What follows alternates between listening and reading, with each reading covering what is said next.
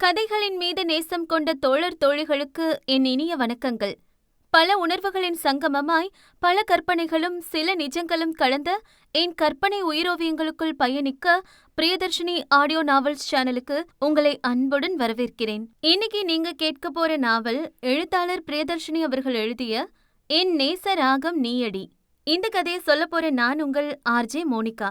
கதையை முழுவதும் கேட்டுட்டு கதை உங்களுக்கு பிடிச்சிருந்தா லைக் பண்ணுங்க. கதை பற்றின கருத்துக்களை கமெண்ட் செக்ஷன்ல பதிவிடுங்க. அப்படியே நம்ம பிரியதர்ஷினி ஆடியோ நாவல்ஸ் சேனலை மறக்காம சப்ஸ்கிரைப் பண்ணிக்கோங்க. இப்ப வாங்க கதைக்குள்ள போலாமா? அத்தியாயம் 1. காலை நேரத்திற்கே உரிய பரபரப்புடன் இயங்கிக் கொண்டிருந்தது அப்பள்ளி. ஆரம்பம் முதல் உயர்நிலை வரை கொண்ட அப்பள்ளியினுள் மாணவர்கள் தங்களுக்குள் சலசலத்தபடி நடந்து சென்று கொண்டிருந்தனர். ஆசிரியர்கள் சிலரும் கூட பள்ளி நேரம் ஆரம்பிக்க இன்னும் சிறிது நேரம் மட்டுமே இருப்பதால் வேகமாக பள்ளிக்குள் சென்றனர். அப்போது கேட்டின் அருகே கிரீச் சத்தத்துடன் வந்து நின்றது ஒரு கார். அதிலிருந்து இறங்கினாள் அவள். நேர்த்தியான சேலை அணிந்து, தலைமுடி கொண்டையிட்டு, காதில் சிறியளவில் ஒரு தோடு, வலது கையில் வாட்ச், கழுத்தில் மெல்லிய செயினில் கோர்க்கப்பட்ட டைமண்ட் டாலர், முகத்தில் எந்த ஒப்பனையும் இல்லாமல் இருந்தாலும் கம்பீரமும் கனிவும் ஒருங்கே காட்டும் முகம் என இருந்தவள் இறங்கும்போது ஒரு கையில் தன் ஹேண்ட்பேக், இன்னொரு கையில் வாக்கிங் ஸ்டிக் என இறங்கியவள் தன் அறை நோக்கி நடக்கத் தொடங்கினாள். சிறு தடுமாற்றம் கூட இல்லாமல் நேர்த்தியாக நடந்த நடையும் அதில் தெரிந்த கம்பீரமும் பார்ப்போரை ஆச்சரியப்படுத்தும். அவள் காந்த விழிகளை காணும் யாரும் அந்த விழிகளுக்கு இந்த உலகை பார்க்கும் திறனில்லை என கூறினால் நம்புவது மிக மிக கடினமே. ஆனால் அதுதான் உண்மை. ஆம், அவளுக்கு பார்வை இல்லை. ஆனாலும் கண்களிருந்தும் இந்த உலகினை, அதன் நிறங்களை, அழகினை ரசிக்க மறுக்கும் மனிதர்களின் மத்தியில் அவள் உலகம் அன்பின் நிறங்களை, அழகிய மலர்களை கொண்ட பூந்தோட்டம். அந்த பூந்தோட்டத்தின் விதை அவள் குடும்பமும் அவளும் என்றால், அந்த விதையின் சிறு பூக்கள் அவள் பள்ளியில் பயிலும் மாணவ மாணவிகள். அவளைப் போலவே கண் பார்வையற்ற, ஆனால் அன்பின் பார்வையை தன்னகத்தை கொண்ட சிறு மொட்டுகள். இந்த சமூகத்தில் வாழ அவர்களுக்கு உதவக்கூடிய ஒரே விடயம் அவர்களின் கல்வியும் தன்னம்பிக்கையும் தான் என உணர்ந்து அதை இலவசமாக வழங்கி வருகிறது தமிழிசை கண் பார்வையற்றோருக்கான சிறப்பு பள்ளி. சிறுவயதிலிருந்தே அவர்களை செதுக்கும் போது மட்டுமே அவர்களால் தற்சார்பு கொண்ட மனிதர்களாக வளர முடியும் என்பதால் அப்போதிலிருந்தே அதற்கான பயிற்சிகளும் வழங்கப்படுகிறது. விடுதி வசதி, 3 வேளையும் உணவு, படிக்க தேவையான உபகரணங்கள், அவர்கள் படிக்கும் பிரெய்லி மொழியில் உள்ள புத்தகங்கள் மட்டுமின்றி ஆடியோ புத்தகங்களையும் உள்ளடக்கிய நூலகம். அவர்களுக்கு ஒரு பிரச்சனை என்றால் முடிந்தவரை தன்னைத்தானே தற்காத்து கொள்ள தற்காப்பு கலைகள், அவர்களின் திறனை வளர்த்து கொள்ள இசை, பாட்டு வகுப்புகள் என பல்வேறு சிறப்பம்சங்களை உள்ளடக்கிய அழகிய பள்ளி அது. வளாகம் எப்போதும் சுத்தமாக பராமரிக்கப்படுவதோடு பள்ளி பிள்ளைகளுக்கும் குப்பைகளை சரியாக குப்பை தொட்டியில் போட வேண்டும் என பயிற்சியும் அளிக்கப்படுகிறது. இவை அனைத்திலும் பெருபங்கு அவளுக்கே உரியது. அந்த அவள் தமிழிசை. பள்ளி அவளுடையதாக இருந்தாலும் முக்கிய முடிவுகளுக்கு மட்டுமே அவளிடம் வரும். மற்றபடி அவள் அங்கே ஒரு ஆசிரியை. அங்கு வேலை செய்பவர்களில் பார்வை இல்லாதவர்தானே என சிறு அலட்சியம், அவமரியாதை வெளிப்பட்டாலும் உடனே வேலையிலிருந்து தூக்கிவிடுவாள். திறமையும் கண்டிப்பும் கோபமும் நிறைய அன்பும் கலந்த அழகிய தேவதைதான் அவள். அன்றைய அவளின் இசை வகுப்பு 4ஆம் வகுப்பிற்கு இருக்க வகுப்பிற்குள் நுழைந்தாள் அவள். குட் மார்னிங் மிஸ் என ராகத்துடன் வெளிப்பட்டது மழலைகளின் குரல்கள். அதை கேட்டு அழகிய சிரிப்பொன்றினை உதிர்த்தவள் குட் மார்னிங் என தானுமே ராகமாக கூறியவள் அன்றைய வகுப்பினை தொடங்கினாள். அதே நேரம் அவளை பற்றிய பேச்சுதான் ஓடிக்கொண்டிருந்தது அவள் வீட்டினுள். இந்த தமிழ் ஏந்தா அப்படி பண்றாளோ? 2 வருஷமா எவ்வளோ மாப்பிள்ளை பார்த்துட்டோம், யாரையுமே பிடிக்கலன்னு சொன்னா என்னதான் பண்றது? அவளுக்கு இருக்கிற பிரச்சனைக்கு மாப்பிள்ளை கிடைக்கிறதே கஷ்டமா இருக்கு என தமிழின் தாய் காவேரி புலம்பு கொண்டிருக்க, இவ்வளவு நேரம் அமைதியாய் அவர் சொன்னதை கேட்டுக்கொண்டிருந்த அவர் கணவரும் மகனும் ஒரு சேர காவேரி அம்மா என கோபமாக குரல் கொடுத்தனர். அப்போதுதான் அவர் சொன்னதின் அர்த்தத்தை அவரை உணர கண்களில் ததும்பிவிட்ட நீரோடு கணவனையும் மகனையும் பார்த்தார். தன் மகளை குறை உள்ளவள் என்பதாக தானே பேசிவிட்டோமே என ஏற்பட்ட வேதனையின் பொருட்டே அந்த கண்ணீர். அதை உணர்ந்து கொண்ட மற்ற இருவரும் கூட இப்போது அவரை வருத்தமாக பார்த்தனர். நல்ல குணமும் திறமையும் அன்பும் அழகும் நிறைந்த பெண்ணாக இருந்தும் அவள் பார்வையற்றவள் என்கிற ஒரே காரணத்திற்காக அவர் மகள் கல்யாண சந்தையில் நிராகரிக்கப்படுவதை ஏற்க முடியவில்லை அவளால். அதையும் தாண்டி வருபவர்களும் அவள் பெயரில் இருக்கும் கோடிக்கணக்கான சொத்திற்காகவென வர அதை அறிந்து ஒவ்வொரு தடவையும் மனமுடைந்து போகின்றனர். இப்போதும் அதை யோசித்தபடி மூவரும் தங்களுக்குள் சிந்தனையில் இருக்க அப்போது பிரபாகரனின் போன் அடித்தது. அதை ஏற்று அவர் காதில் வைக்க மற்ற புறம் இருந்து வந்த செய்தியில் அவர் முகம் மலர்ந்து போனது. பையன் வீட்ல எங்க பொண்ண பத்தி எல்லாம் சொல்லிட்டீங்கல்ல? அப்போ ஓகே. நாளைக்கு பெண் பார்க்க வர சொல்லுங்க. என பேசி முடித்தவர் வைத்துவிட, அவர் பேசியதிலிருந்தே விஷயம் புரிந்த இருவரும் அவர் முகத்தினை ஆர்வமாக பார்க்க, பையன் பேரு அசோக். அவங்க ஃபேமிலி பிசினஸ் டேக் ஓவர் பண்ணி சக்சஸ்ஃபுல்லா ரன் பண்ணிட்டு இருக்கான். நம்ம பொண்ண பத்தி எல்லாம் தெரிஞ்சுதான் கேக்குறாங்க. நாளைக்கு வர சொல்லிருக்கேன். என அவர் சொல்ல, மற்ற இருவரின் முகமும் கூட மலர்ந்துதான் போனது. மாம், அப்ப நான் நாளைக்கும் காலேஜ் லீவ் போட்டுக்கலாம்ல? என அவன் ஆர்வமாக சொல்ல, அவனை முறைத்து பார்த்த காவேரி, இன்னைக்கு உனக்கு காலேஜ் இருக்குல்ல, போகாம என்னடா எங்க கூட உட்காந்து கதை பேசிட்டு இருக்க? முதல்ல கிளம்பு நீ. என அவர் சொல்ல, இப்பதான் உங்க கண்ணுக்கு நான் போகாம இருக்கிறது தெரியுதா? சோகமா இருந்தீங்களேன்னு பார்த்து உங்களுக்காகத்தான் நான் இருந்தேன். உங்க பிரச்சனை ஓவரான உடனே என்னையே பேசுறீங்களா? என அவன் பொய்க்கோபத்துடன் சொல்லிவிட்டு எழுந்து போக, அவனை புன்னகையுடன் பார்த்திருந்தார் அவர். அவருக்கு தெரியுமே அவர் மகனைப் பற்றி. குடும்பத்தின் மீது அதிக பாசம் கொண்டவன். தாங்கள் இல்லாமல் போய்விட்டாலும் தன் அக்காவை எல்லாமுமாக தாங்கிக் கொள்வான் என்கிற நம்பிக்கை இருந்தாலும், நாளைய நாள் நமக்கு என்ன வைத்திருக்கிறது என புரியாத புதிர்தானே வாழ்க்கை. மகளுக்கு ஏற்கனவே 27ஆம் அகவை நடந்து கொண்டிருக்க, இதற்கு மேலும் அவள் திருமணமாகாமல் இருப்பது நல்லதல்ல என ஒரு தாயாக அவரின் மனம் பரிதவித்தது. தமிழுக்கோ நேரம் தன் வகுப்புகளில் சென்றிருக்க, மதிய உணவு உண்ண தன் அறைக்கு வந்தவளுக்கு அன்னையின் நினைவு வந்தது. அவளின் திருமணத்தை எண்ணி அவர் கவலைப்படுவது அவள் அறிந்ததுதானே. தன் போனை எடுத்து அவள் கால் செய்ய, சில ரிங் சென்றதிலேயே எடுத்து விட்டவர், ஹலோ தமிழ், சாப்பிட்டியா? உனக்கு பிடிச்ச வத்த குழம்பும் அப்பளமும் வச்சிருந்தனே, நல்லா இருந்ததா? ஏன் அவர் கேட்க, அதை கேட்டு அவள் விரிந்த புன்னகையுடன், இன்னும் சாப்பிடலமா, இனிமேதா. நீங்க சாப்பிட்டீங்களா? ஏன் அவள் கேட்க, இனிமேதா. தமிழ், உன்கிட்ட ஒரு விஷயம் பேசணும் என ஆரம்பித்தவர் சிறிதே தயங்கி, ஒண்ணுமில்ல தமிழ், நைட்டு பேசிக்கலாம், நீ சாப்பிட்டு வேலையை பாரு என கூறி அவள் பதில் கூறுவதற்கு முன்பே வைத்து விட்டார். பின்னே அவள் கேட்கும் கேள்விகளுக்கு யார் பதில் கூறுவது என்ற பயம்தான். அவளும் அதை உணர்ந்து கொண்டாள். தமிழ் எவ்வளவு அமைதியாக தெரிகிறாளோ அதைவிட அதிகமாக கோபம் வரும். அவளுக்கு தெரியாதா தன் தாய் தன்னிடம் பேச தயங்குகிறார் என்றால் அந்த விடயம் என்னவாக இருக்கும் என்று? ஒரு பெருமூச்சை வெளியிட்டவளாக சாப்பிட்டு விட்டு தன் வகுப்பிற்கு சென்று விட்டாள். தமிழ் கோபத்தை கூட அமைதியாக அழுத்தமாக வெளிப்படுத்துபவள். அவள் பள்ளியிலும் அவள் முன்னே பேசவே பயப்படும் ஆசிரியர்களும் பணியாளர்களும் உள்ளனர். அவளது கண்டிப்பும் கோபமுமே கவசமாக மாறி 500 பிள்ளைகளுக்கு மேல் படிக்கும் அந்த பள்ளியை அவள் திறம்பட நடத்த அவளுக்கு உதவுகிறது என்று சொல்லலாம். இரவு உணவு மேஜையில் அமர்ந்து உணவு உண்டு கொண்டிருக்க, வழக்கத்திற்கு மாறாக அமைதியாக இருக்கும் அந்த சூழ்நிலையே அவளுக்கு விஷயம் தன் திருமணத்தை பற்றியது என்பதை உணர்த்தி விட்டாலும் அதை கண்டு கொள்ளாமல் சாப்பிட்டுக் கொண்டிருந்தாள் தமிழ். பிரபாகரனை பேச்சை ஆரம்பித்தார். தமிழ், உனக்கு ஒரு நல்ல வரன் வந்திருக்குடா என அவர் கூறும்போது அவள் அமைதியாகவே அமர்ந்திருக்க, அந்த அமைதியை அவரை மேலும் பேச விடாமல் செய்தது. தன் மகளுக்கு ஒரு கல்யாணம் பண்ணி பார்க்க வேண்டும் என்கிற அவரது ஆசை அவளுக்கும் புரிகிறதுதான். ஆனால் அவளின் மறுப்புக்கு பின்னே பல வழிகள் இருப்பது அவருக்கும் தெரியும். தெரிந்தும் ஏன்? முதலில் கல்யாணம் என்ற பேச்சு தொடங்கும் போது அவளுக்குள்ளும் படபடப்பும் எதிர்பார்ப்பும் ஆர்வமும் இருக்கத்தான் செய்தது. ஆனால் அவளுக்கு கண் பார்வை இல்லை என்பதை பெரும் குறையாக, அவள் வாழவே தகுதியற்றவள் போன்று அவளை நோக்கி வீசப்பட்ட வார்த்தைகள்தான் அவளை இறுகிப் போக செய்தன. நான் வாழ தகுதியற்றவள், திருமணத்திற்கு தகுதியற்றவள் என கூற நீ யார் என எதிர்த்து சண்டை போடும் எண்ணம் எழுந்ததுதான். ஆனால் சண்டையிடுவதற்கு பதில் அது போன்றவர்களை நீ எனக்கு ஒரு பொருட்டே இல்லை என கடக்க பழகிக் கொண்டாள். தன்னிடம் உடலளவில்தான் குறை, ஆனால் இவர்கள் உள்ளத்தில் சிந்தையில் குறை உடையவர்கள். இதை யார் அவர்களுக்கு சொல்வது?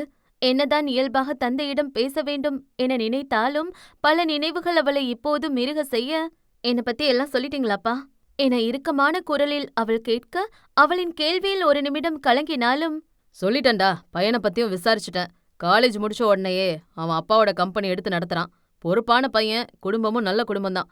நம்ம அளவுக்கு அவங்களும் வசதியானவங்க தான் என எங்கே அவள் வேண்டாம் என கூறிவிடுவாளோ என்ற பயத்தில் அவர் அடுக்கிக் கொண்டே போக, அதை அவளும் உணர்ந்து கொண்டாள். ஓகேப்பா, பொண்ணு பார்க்க வர சொல்லுங்க, ஆனா தேவையில்லாத எந்த அலங்காரமும் நான் பண்ண மாட்டேன் என கூறி அவள் எழுந்து விட்டாள். நாளைக்கு வர சொல்லவாடா என அவர் கேட்க, எதற்கு இவ்வளவு அவசரமாக என நினைத்தாலும் சரி என்று தலையசைத்துவிட்டு மாடி ஏறினாள். அதவள் வளர்ந்த வீடு, அதனால் அந்த வீட்டில் எங்கு செல்லவும் அவளுக்கு ஸ்டிக் உதவி கூட இல்லை. தன் அறைக்கு வந்தவள் சில நிமிடங்கள் அதே சிந்தனையில் இருந்தாலும், நடப்பது நடக்கட்டும், பார்த்து கொள்ளலாம் என்கிற முடிவுடன் கொஞ்ச நேரம் ஆடியோ புத்தகம் ஒன்றினை கேட்டவள் பின்பு தூங்கிவிட்டாள். கீழே மூவரும் அவள் சென்றவுடன் தான் ஆசுவாசமாக மூச்சு விட்டனர். திருமணம் என்கிற பேச்சினை அவளிடம் தொடங்கவே மூவருக்கும் பயம்தான். அவள் கூறாவிட்டாலும் அவளுக்குள் புதைந்திருக்கும் ரணங்களும் அழுத்தங்களும் அவர்கள் அறிந்தே இருந்தனர். அமைதியாக பேசுவது போல இருந்தாலும் அழுத்தமாக அவள் உரைக்கும் வார்த்தைகளும் கேள்விகளும் எதிரே இருப்பவரை வாயடைக்க செய்யும்.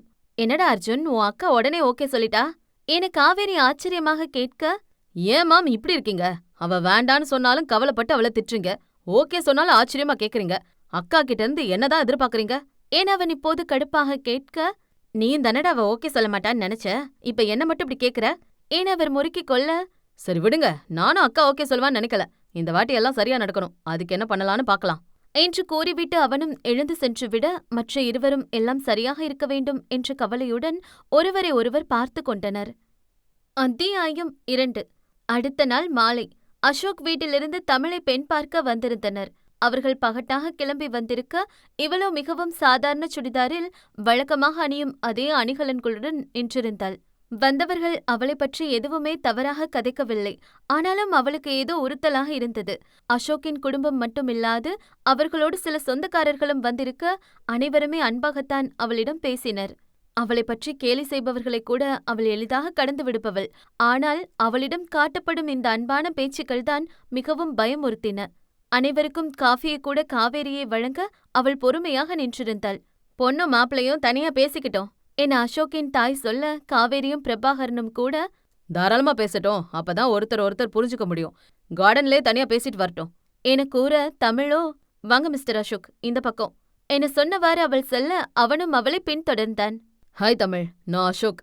உங்க வீட்ல என்னை பத்தி சொல்லிருப்பாங்கன்னு நினைக்கிறேன் என அவன் ஆரம்பிக்கும் போதே, சொன்னாங்க அசோக், உங்களுக்கும் என்னை பத்தியெல்லாம் தெரியும்ல என அவள் கேட்க, தெரியும் தமிழ், என்னை பத்தி மத்தவங்க உங்ககிட்ட சொல்லிருப்பாங்க.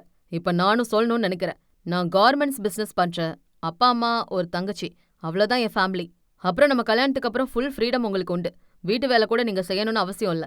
உங்களால முடியாதுன்னு தெரியும். டோன்ட் வரி, வீட்டு வேலைக்கெல்லாம் ஆளுங்க இருக்காங்க என அவன் பேசிக்கொண்டே போக, அதற்கு மேலும் அவன் பேச்சை கேட்க பொறுமை இல்லாதவள், நம்ம போலாமே, நம்ம வந்து டைம் ஆயிடுச்சு என கூறி அவள் திரும்பி நடக்கத் தொடங்க, இப்பதானே வந்தோம் தமிழ் என்றபடி அவளை பின்தொடர்ந்தான் அவன். ஏனோ உரிமையுடையவன் போல் அவனின் இந்த அழைப்பு கூட அவளுக்கு பிடிக்கவில்லை. எனக்கான ஃப்ரீடம் இவன் கொடுக்கறானாமே, நான் என்ன அவனுக்கு அடிமையா? எனக்கான சுதந்திரத்தை இவன் எனக்கு கொடுக்க? வீட்டு வேலை நான் இதுவரைக்கும் செஞ்சதில்லதான். ஆனா என்னால முடியாதுன்னு முடிவு பண்ண இவன் யாரு? கண்ணு தெரியாததுனால என்னால எதுவுமே முடியாதுன்னு நினைக்கிறானா என மனதிற்குள் அவனுக்கு அர்ச்சித்தபடிதான் நடந்து கொண்டிருந்தாள் அவள். ஏன் இத்தனை கோபம் அவளுக்கே விளங்கவில்லை. கூராய் குத்தி கிழிக்கும் வார்த்தைகள் அவளை காயப்படுத்தவென பலமுறை வீசப்பட்டும், நீயெல்லாம் எனக்கொரு பொருட்டே இல்லை என கடந்து வந்தவள், கல்யாண பெண்ணுக்குரிய நாணம், எதிர்பார்ப்பு எதுவுமின்றி ஒரு அழுத்தம் மட்டுமே அவளிடம். அவன் சாதாரணமா பேசுறத நான் தான் தப்பா யோசிக்கிறேனா? என் இயலாமைய சுட்டி காட்டணும்னே அவன் பேசுறான்னு எனக்கு ஏன் தோணுது என தனக்குள் பல கேள்விகளுடனும் குழப்பத்துடனும் சென்று தன் பெற்றோர் அருகே நின்று கொண்டாள். அப்புறம் என்னம்மா, 2 பேரும் பேசிட்டு வந்துட்டாங்க, சம்மதமான்னு கேட்டுட்டு அடுத்து என்னன்னு பார்க்கலாம் என அசோக் குடும்பத்துடன் வந்த ஒரு பெண்மணி பேச்சினை தொடங்க, அவர் சொல்லி முடித்த கணமே, எனக்கு சம்மதம் என அவன் புன்முறுவலுடன் கூற, அனைவரும் இப்போது அவளை பார்த்தனர். அவர்கள் பார்வையை உணராவிட்டாலும் அனைவரும் அமைதியாக இருப்பதை வைத்து தன் பதிலுக்காகத்தான் இந்த அமைதி என்பதை உணர்ந்து கொண்டவள், அது நான் என தடுமாற, அவள் கருத்தினை அழுத்தமாக பிடித்து கொண்ட காவேரி அவள் முகத்தை பார்த்தே அதிலுள்ள குழப்பத்தை கண்டு கொண்டவராக, என் பொண்ணுக்கும் சம்மதந்தான், சொல்ல கொஞ்சம் வெக்கப்படுறா, வேற ஒன்னும் இல்ல என சமாளித்து வைத்தார். அப்புறம் என்ன, இன்னைக்கே தட்ட மாத்திக்கலாம்ல என அசோக்கின் தாய் கமலா கேட்க, தமிழின் முகத்தை பார்த்த பிரபாகரன், இன்னும் எங்க சொந்தக்காரங்களுக்கெல்லாம் சொல்லல. எல்லாம் ஓகே, ஆனா சொல்லலாம்னு நினைச்சோம். அவங்களுக்கு சொல்லாம செஞ்சா சரியா இருக்காது. அதனால இன்னொரு நல்ல நாள் பார்த்து எல்லாரையும் கூப்பிட்டு செய்யலாமே என அவர் சொல்லி முடிக்க, அவர் கூறும் காரணம் சரியாக இருக்கவும் அவர்களால் எதுவும் சொல்ல முடியாமல் போனது. சரிங்க சம்பந்தி, அப்ப நாள் பார்த்துட்டு சொல்லுங்க என சொல்லி எழுந்தவர்கள் விடைபெற்று சென்றிருந்தனர். பிரபாகரனுக்கு தன் மகளுக்கு பிறகுதான் எதுவுமே. அதனாலே தன் மகளிடம் தனியாக பேசிவிட்டே முடிவு செய்வது என்ற முடிவுடன் இப்போது தட்டு மாத்த வேண்டாம் என தடுப்பதற்காகவே அவ்வாறு பேசி அவர்களை அனுப்பியிருந்தார். மற்றபடி சொந்தங்களுக்காக எல்லாம் அவர் தடுக்கவில்லை. தன் மகளின் பார்வையின்மையை பெரிய குறையாக பேசி அவளை நோக செய்யும் சொந்தங்களே வேண்டாம் என எண்ணிதான் அவர்களுடனான பேச்சையும் குறைத்து கொண்டார். அப்படி இருக்க அவர்களுக்காகவென ஏன் மகளை நிச்சயத்தை நிறுத்தப் போகிறார்? இது அவரின் அன்பு மகளுக்காக மட்டுமே. அவர்கள் சென்ற பிறகு தானும் அமர்ந்து தன் மகளினை தன் அருகில் அமர்த்தி கொண்டவர், தமிழ், உனக்கு மாப்பிள்ளை பிடிக்கலையாமா என பிரபாகரன் தமிழிடம் கேட்க, அவர் பெண் பார்க்க வந்த பையன் என்றோ அசோக் என்றோ கூறாமல் மாப்பிள்ளை என உரிமையாக அழைத்த அவரின் விழிப்பே அவருக்கு அசோக்கை பிடித்துவிட்டது என்பதை அவளுக்கு உணர்த்திவிட்டாலும், அப்பா அது என தயங்கியவள், பிடிக்கும் பிடிக்கல இப்படி எதுவும் இல்லப்பா. ஆனா அது சரி வராதுன்னு தோணுது. ஏன்னு அவள் கூற பிரபாகரன் பதில் பேசும் முன் குறுக்கிட்ட காவேரி, இங்க பாரு தமிழ், இதுக்கு முன்னாடி வந்த வரன்கள் சரியில்ல. அதனால நீ சொன்னதை அப்படியே ஒத்துக்கிட்டோம். ஆனா அந்த வரன்ல என்ன பிரச்சனை உனக்கு? இவங்க வேண்டான்னு சொல்றியா இல்ல கல்யாணமே வேண்டான்னு சொல்றியா? ஏன் அவர் கூர் பார்வையுடன் கேட்க, இம்முறை அவளுமே கோபமாக, எனக்கு கல்யாணமே வேண்டான்னு சொல்றேம்மா, போதுமா என கத்திவிட, தமிழ்! என அழைத்த தந்தையின் குரலில் வேறு ஒன்றும் சொல்லாமல் அவள் அறை இருக்கும் பக்கம் நடக்கத் தொடங்கிவிட்டாள். தன் அறைக்கு வந்தவள் தாயிடம் கோபமாக பேசிவிட்டு வந்து விட்டாலும் தவறு செய்கிறோமோ, தாயிடம் அப்படி குரல் உயர்த்தி பேசியிருக்க கூடாதோ என்ற குற்ற குறுகுறுப்பும் இருக்க பழைய விஷயங்களை அசை போட்டபடி அமர்ந்திருந்தாள். இவளை பெண் பார்க்கவென வந்தவர்களில் பொண்ணுக்கு இப்படி ஒரு பிரச்சனை இருக்கு என ஆரம்பித்து, அவளுக்கான வாழ்க்கையை அவன்தான் வழங்குவது போல பேசி, அதற்கு பதில் இவ்வளவு நகை வேண்டும், பணம் வேண்டும் என நேரடியாக கேட்டவர்கள் சிலர் என்றால், முதலில் நீங்கள் போடுவதை போடுங்கள் என ஆரம்பித்து, எப்படி இருந்தாலும் பாதி சொத்து உங்க பொண்ணுக்கு தானே என மறைமுகமாக பாதி சொத்து வந்தாக வேண்டும் என்பதாக சிலர், இப்படி அவள் சொத்திற்காக என வந்தவர்களில் ஒருவர் கூட அவள் மனதினை, அதன் ஆசைகளை, கனவுகளை, விருப்பங்களை புரிந்து கொள்ளக்கூட முயற்சிக்கவில்லை. அவளின் இந்த முடிவும் இறுக்கமும் ஒரு நாளில் வந்ததல்ல. பல வழிகள், மனதை ரணமாக்கும் பல பேச்சுக்கள் என கடந்ததனால் வந்தது. அதை யோசித்தபடி அவள் அமர்ந்திருக்க, அக்கா அக்கா என சத்தமாய் அழைத்தபடி அர்ஜுன் ஓடிவரும் சத்தம் கேட்டது. கதவு திறந்த சத்தத்துடன் அவள் உள்ளே வந்து அவன் காலடியையும் உணர்ந்தவள், அர்ஜுன் என்னாச்சுடா, ஏன் இப்படி ஓடிவர என அவள் பதற்றமாக கேட்க, அப்பா மயங்கி விழுந்துட்டாருக்கா, தண்ணி தெளிச்சு எழுந்திருக்கல, நீ வா என அவள் கைப்பிடித்து அவன் அழைக்க, அவன் கைகளின் நடுக்கமே அவன் பயத்தின் அளவினை அவளுக்கு உணர்த்தியது. அவளும் பதட்டமாக அவன் எழுப்பிற்கு நடந்தாள். அர்ஜுன், அப்பாவை தூக்கு, டிரைவர் அங்கிள் என் அவள் சத்தமிட, அவள் குரல் கேட்டு அவரும் வந்துவிட, அர்ஜுனும் அவரும் சேர்ந்து பிரபாகரனை உட்காருமாறு பிடித்துக் கொள்ள, காவேரியும் தமிழும் இருபுறமும் அமர்ந்து கொண்டனர். காரை டிரைவர் ஓட்ட அர்ஜுன் முன்னிருக்கையில் அமர்ந்து கொண்டான். அரை மணி நேரத்தில் பிரபாகரன் அவசர சிகிச்சையில் அனுமதிக்கப்பட்டிருக்க, ஐசியூவிற்கு வெளியில் காத்திருந்தனர் மற்ற மூவரும். காவேரி சத்தமாக அழுது கொண்டிருக்க, தமிழோ தன்னால் தானோ என்ற தவிப்புடன் தூணாக சமைந்திருந்தாள். தன்னை சுற்றி நடக்கும் எதையும் உணரும் நிலையில் அவள் இல்லை. வெளியில் இருந்து பார்ப்போருக்கு இப்படி ஒரு நிலைமையிலும் இவ்வளவு அழுத்தமா? ஒரு துளி கண்ணீர் கூட விடவில்லையே இந்த பெண் என்றுதான் தோன்றும். பாத்தியாடி, உன்னால உன் அப்பா இப்ப என்ன நிலைமையில இருக்காருன்னு என அழுது கொண்டே காவேரி கூற, அந்த குரலும் குற்றச்சாட்டும் அவளை நொறுங்கி போக செய்து கொண்டிருக்கிறது என்பதை அவள் அறியாத போது தமிழ் என்னவென்று விளக்குவாள் தன் நிலையை. அவள் குணத்திற்கு தன் மனதை விலக்கி ஒருவருக்கு தன்னை புரிய வைப்பதெல்லாம் அவளால் இயலாத காரியங்கள். கண்ணீர் விட்டபடி தலையை பிடித்துக்கொண்டு குனிந்து அமர்ந்திருந்த அர்ஜுன் தாயின் வார்த்தையை கேட்டு, அது எந்தளவு தன் தமக்கையை பாதிக்கும் என்பதை உணர்ந்தவனாக எழுந்து வந்தவன், அம்மா நீங்க புரிச்சுதான் பேசுறீங்களா என தாயை அதட்டியவன், அக்கா அம்மா ஏதோ கோபத்துல என அவளின் அருகில் வந்து அவள் கரத்தினை பிடித்துக்கொள்ள அவள் எதுவுமே மறுமொழி கூறவில்லை. அவள் எதுவும் கோபமாய் கூறியிருந்தால் எப்படியோ, ஆனால் அவளின் மௌனம், அதன் பின்னே இருக்கும் வழியை உணர்ந்து கொண்ட காவேரிக்குமே தான் பேசியது அதிகம் என புரிந்தது.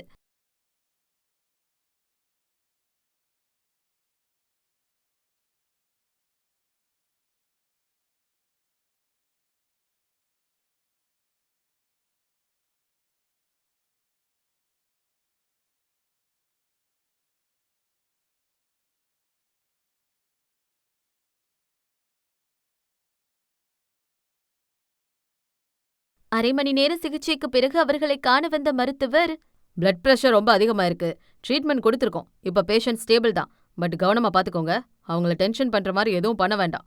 என்னென்ன ஃபுட் கொடுக்கணும்னு ஸ்டாஃப் நர்ஸ் சொல்வாங்க. இனிமே தான் நீங்க ரொம்ப கவனமா இருக்கணும். அடுத்த வாட்டி இப்படி ஆச்சுன்னா ஸ்ட்ரோக், அதாவது பக்கவாதம், இல்ல அவரோட உயிருக்கே கூட ஆபத்து இருக்கும், பாத்துக்கோங்க என சொல்லிவிட்டு சென்றுவிட, அவர் சொல்லிவிட்டு சென்றதை தங்களுக்குள் யோசித்தபடி நின்றிருந்தனர் மூவரும். அடுத்த நாள் காலை பிரபாகரனின் கையை பிடித்தபடி அவர் அருகில் அமர்ந்திருந்தாள் தமிழ். மருந்துகளின் வீரியத்தில் முந்தைய இரவு முழுவதும் மயக்கமா அல்லது தூக்கமா என தெரியாத நிலையில் இருந்தவர் அப்போதுதான் கண் விழித்திருந்தார். தமிழ் என பலவீன குரலில் அவர் அழைக்க, அவரது குரலில் அவர் விழித்துவிட்டதை உணர்ந்து விட்டவள், அப்பா இப்ப எப்படி பாருக்கு, டாக்டரை கூப்பிடட்டுமா என அவள் எழப்போக, அவளின் கருத்தினை கெட்டியாக பிடித்து கொண்டு தடுத்தவர், உட்காரு தமிழ், அப்பா உன்கிட்ட பேசணும், உன்னை ரொம்ப பயமுறுத்திட்டனா, சாரிடா என அவர் கூற, அதில் தமிழின் கண்களில் நீர் நிறைந்துதான் விட்டது. அவள் அதை துடைத்து கொண்டு, சாரிப்பா, அந்த மன்னிப்பு எதற்காக என புரிந்த அவரும், உனக்கு கல்யாணம் பண்ண பிடிக்கலனா நீ எங்க கூடவே இருடா, அப்பா இனிமே உன்னை கட்டாயப்படுத்த மாட்டேன். என கூற, அவர் இப்படி கூறுவது தனக்காகத்தான். அவர் விருப்பம் வேறு என உணர்ந்து கொண்டவள், அப்பா, அசோக்க கல்யாணம் பண்ணிக்க எனக்கு விருப்பம் என அவள் கூற, அவர் கண்கள் மின்னின. நிஜமாவா? தமிழ், எனக்காக சொல்லாத. உனக்கு அசோக்க பிடிச்சிருந்தா மட்டும் சொல்லுடா என கூற, அவர் குரலில் வெளிப்பட்ட சந்தோஷத்திற்காக, அவர் நிம்மதிக்காக என்ன வேண்டுமானாலும் செய்யலாம் என எண்ணிக்கொண்டாள். இந்த முடிவு தன் வாழ்வையே தலைகீழாக மாற்றப் போகிறது என்பதை அறியாமல். நான் நல்லா யோசிச்சுதான் சொல்றப்பா, எனக்கு சம்மதம் என கூறிக்கொண்டிருக்க, அதை கேட்டபடியே அர்ஜுனும் காவேரியும் அறையினுள் நுழைந்தனர். அவர்களிடமும் அவள் விஷயத்தை கூற, காவேரிதான் மகிழ்ச்சியுடன் மகளை அணைத்துக் கொண்டார். அர்ஜுன் அவ்வளவு சந்தோஷப்படவில்லை. அவனுக்கு புரிந்தது அக்கா எதற்காக சம்மதித்திருக்கிறாள் என்று. பிரபாகரன் டிஸ்சார்ஜ் ஆகி 2 நாட்கள் ஆன நிலையில் காவேரி அசோக் தந்தைக்கு போன் செய்து சம்மதம் தெரிவித்திருந்தார். ஜாதகப்படி அசோக்கிற்கு இன்னும் 2 மாதத்திற்குள் திருமணம் செய்ய வேண்டும் என கூறி அவர்கள் அவசரப்படுத்த, அடுத்த மாதத்திலேயே திருமண நாள் குறிக்கப்பட்டது. இவர்கள் இப்படி அவசரப்படுத்துவது மற்றவர்களுக்கு தவறாக தெரியாவிடனும் தமிழுக்கு ஏதோ தவறு இருப்பதாக தோன்றிக் கொண்டே இருந்தது. திருமண வேலைகளில் தமிழை தவிர மற்ற மூவரும் தீவிரமாக வேலை பார்த்து கொண்டிருந்தனர். இதற்கிடையில் அசோக் பிரபாகரனிடம் தமிழின் நம்பரை வாங்கி தினமும் பேசத் தொடங்கியிருந்தான். அவன் அவ்வளவு உரிமையுடன் பேச, இவளால்தான் அதே உரிமையுடன் பேச முடியாமல் போனது. அவன் கேட்கும் கேள்விகளுக்கு பதில், அதோடு சேர்த்து இன்னும் சில வாக்கியங்கள் எனதான் அவளின் பேச்சுகள் இருந்தது. யாருக்காகவும் தன்னை மாற்றிக்கொள்ளாதவள் தன் தந்தைக்காக மட்டுமே பொறுத்து கொண்டாள். பொறுத்து கொண்டாளே தவிர ஏற்றுக்கொண்டாளா என கேட்டால் அதற்கான பதில் அவளுக்குத்தான் தெரியும். தமிழ் தன் குடும்பத்திற்காக இந்த திருமணத்தை செய்து கொள்வாளா? அசோக்கின் உண்மையான முகம் என்ன? இருவரும் இணைவார்களா? அத்தியாயம் 3. 1 வாரத்திற்கு பிறகு அந்த பெரிய கல்யாண மண்டபம் அழகான அலங்கரிப்புகளால் ஜொலித்துக் கொண்டிருந்தது. மண்டபத்தின் வரவேற்பு பகுதியில் அசோக் வெட்ஸ் தமிழிசை என்ற ஆங்கில எழுத்துக்களை சுற்றி பூக்களால் அழகாக அலங்கரிக்கப்பட்டிருந்தது. சேலைகள் சரசரக்க பெண்களும், வேட்டியை மடித்து கட்டியபடி சுற்றும் ஆண்களும், பட்டு பாவாடை, ஃப்ராக் கவுன்களில் சிறிய குட்டி தேவதைகளும், மினி வேட்டி சட்டையுடனும் பேண்ட் ஷர்ட்டுகளுடனும் குட்டி வாண்டுகள் என அந்த மண்டபமே இன்னும் கொஞ்ச நேரத்தில் திருமணம் நடக்கப் போகும் இடம் என்பதை பறைசாற்றும் விதமாக இயங்கிக் கொண்டிருந்தது. மணமேடையில் வெள்ளை வேட்டி சகிதம் அமர்ந்திருந்தான் அசோக். மணமேடைக்கு அருகே உள்ள ஒரு ஸ்கிரீனில் மணமக்களின் புகைப்படங்கள் ஓடிக்கொண்டிருந்தது. அந்த புகைப்படங்களில் அவன் சிரித்தவாறும் அவள் கடமை கனவும் நின்றிருந்தனர்.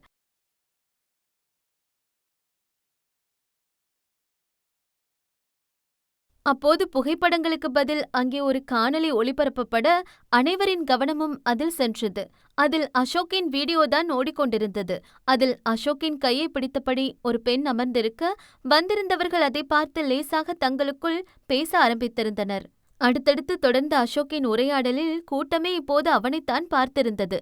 அந்த காணொலியில், என்ன லவ் பண்ணிட்டு இப்ப வேற பொண்ண கல்யாணம் பண்ணிக்க போறீங்கல்ல என பேசும் ஒரு பெண்ணின் அழுகுரல் கேட்க, அதற்கு அவன், லிசன் மீரா, என்னோட கம்பெனில பெரிய லாஸ். அதை ஈடுகட்ட எனக்கு கோடிக்கணக்கில் பணம் தேவைப்படுது. சொல்லு, உன்னால கொடுக்க முடியுமா? அந்த பணத்துக்காக தான் அந்த கல்யாணமே. இல்லனா ஒரு கண்ணு தெரியாத பொண்ண கல்யாணம் பண்ணிக்கணும்னு எனக்கு என்ன ஆசையா? காவேரி இண்டஸ்ட்ரீஸோட பாதி ஷேர் அந்த தமிழ் பேர்ல இருக்கு. அந்த பணத்துக்காகத்தான் அந்த தமிழை புடிச்சு கல்யாணம் பண்ணிக்கிற மாதிரி நானே கஷ்டப்பட்டு நடிச்சிட்டு இருக்கேன். இனிமே இப்படி உன்னை பார்க்கணும், இல்லனா செத்துருவேன் அப்படிலாம் மிரட்டி எனக்கு ஃபோன் பண்ணாத. கொஞ்ச நாள் நம்ம கான்டாக்ட்லே இல்லாம இருக்கிறது தான் நமக்கு நல்லது. அந்த பிரபாகரன் என்னை பத்தி ஊரெல்லாம் விசாரிச்சுட்டு தான் பொண்ணு கொடுக்குறாரு. இதுல அவ தம்பி அர்ஜுன் வேற என் கம்பெனியெல்லாம் வந்து விசாரிச்சிருக்கான். என்னோட பிசினஸ் லாஸும் நம்ம லவ்வும் சீக்ரெட்டா மட்டும் இல்லாம இருந்திருந்தா நான் நேரம் மாட்டியிருப்பேன். இன்னைக்கு தான் கடைசி. இனிமே நான் சொல்லும் போது தான் நீ என்னை பார்க்க வரணும், புரியுதா என அவன் சொல்ல, ஓகே அசோக், நீங்க சொல்ற மாதிரியே பண்றேன், லவ் யூ என கூறி சென்று விட்டாள் அந்த பெண். அத்தோடு அந்த காணொலி முடிந்திருந்தது. தமிழை மேடையில் அமர வைக்க கைப்பிடித்து அவளை அழைத்து வந்த காவேரி அதை பார்த்து அப்படியே நின்றுவிட, வீடியோ முடியும் வரை அதை அதிர்ச்சியில் பார்த்திருந்த அசோக்கோ விழுந்து கத்த ஆரம்பித்தான். இதை யாரும் நம்பாதீங்க, இதெல்லாம் ஏய், யாரோ என்ன பழிவாங்க இப்படியெல்லாம் வீடியோ கிரியேட் பண்ணி போட்டிருக்காங்க ஏன் அவன் சமாளிக்க பார்க்க மொத்த பேரும் அவனை சந்தேகமாகத்தான் பார்த்தனர். இது ஃபேக் இல்ல, உண்மையான வீடியோ தான் என்றபடி உள்ளே நுழைந்தனர் போலீசார். அவர்களை அனைவரும் அதிர்ந்து பார்க்க, அசோக் வசமாக சிக்கிக் கொண்டிருக்க எவ்வாறு தப்பிப்பது என தெரியாமல் நின்றிருந்தான். சில நொடிகளில் தன் அதிர்ச்சியை மறைத்து கொண்டவன் அப்போதும் தளராமல் தமிழை நோக்கி வந்து, தமிழ், உனக்கு என் மேல நம்பிக்கை இருக்கல. நான் உன் மேல வச்சிருக்கிற லவ் உண்மை என கூறி அவள் கையினை பிடிக்க, அவன் கைகளை அத்தனை அருவருப்புடன் உதறிவிட்டவள் விட்டாள் ஒரு அறை. கன்னத்தில் கை வைத்தபடி அவன் அவளை அதிர்ந்து பார்த்தபடி நின்றிருக்க, இந்த கல்யாணம் நடக்காது சார், இவன் அரெஸ்ட் பண்ணுங்க, உங்களுக்கு கம்ப்ளைண்ட் கொடுத்தது நான் தான் என அவள் கர்ஜித்த குரலில் அசோக்கே அதிர்ந்து போய்தான் பார்த்தான். அவள் முகத்தில் இருந்த ரௌத்திரம், கோபம் அங்கிருந்த அனைவரையுமே அவளை வியப்புடன் பார்க்க வைத்தது. ஏன் என் வாழ்வை நாசமாக்க பார்த்தாய் என அழுவாள், கதறுவாள் என எதிர்பார்த்திருந்தனர் போலும். அவளின் இந்த பரிமாணம் யாருமே எதிர்பார்க்கவில்லை. போலீஸ் அவனை கைது செய்து அழைத்து போக, உனக்கு என் புள்ள வாழ்க்கை கொடுக்க நினைச்சா நீ அவனையே போலீஸ்ல மாட்டி கொடுத்துட்டல, நீ நல்லாவே இருக்க மாட்ட. உனக்கு எப்படி இனிமே கல்யாணம் நடக்குதுன்னு நானும் பாக்குறேன்.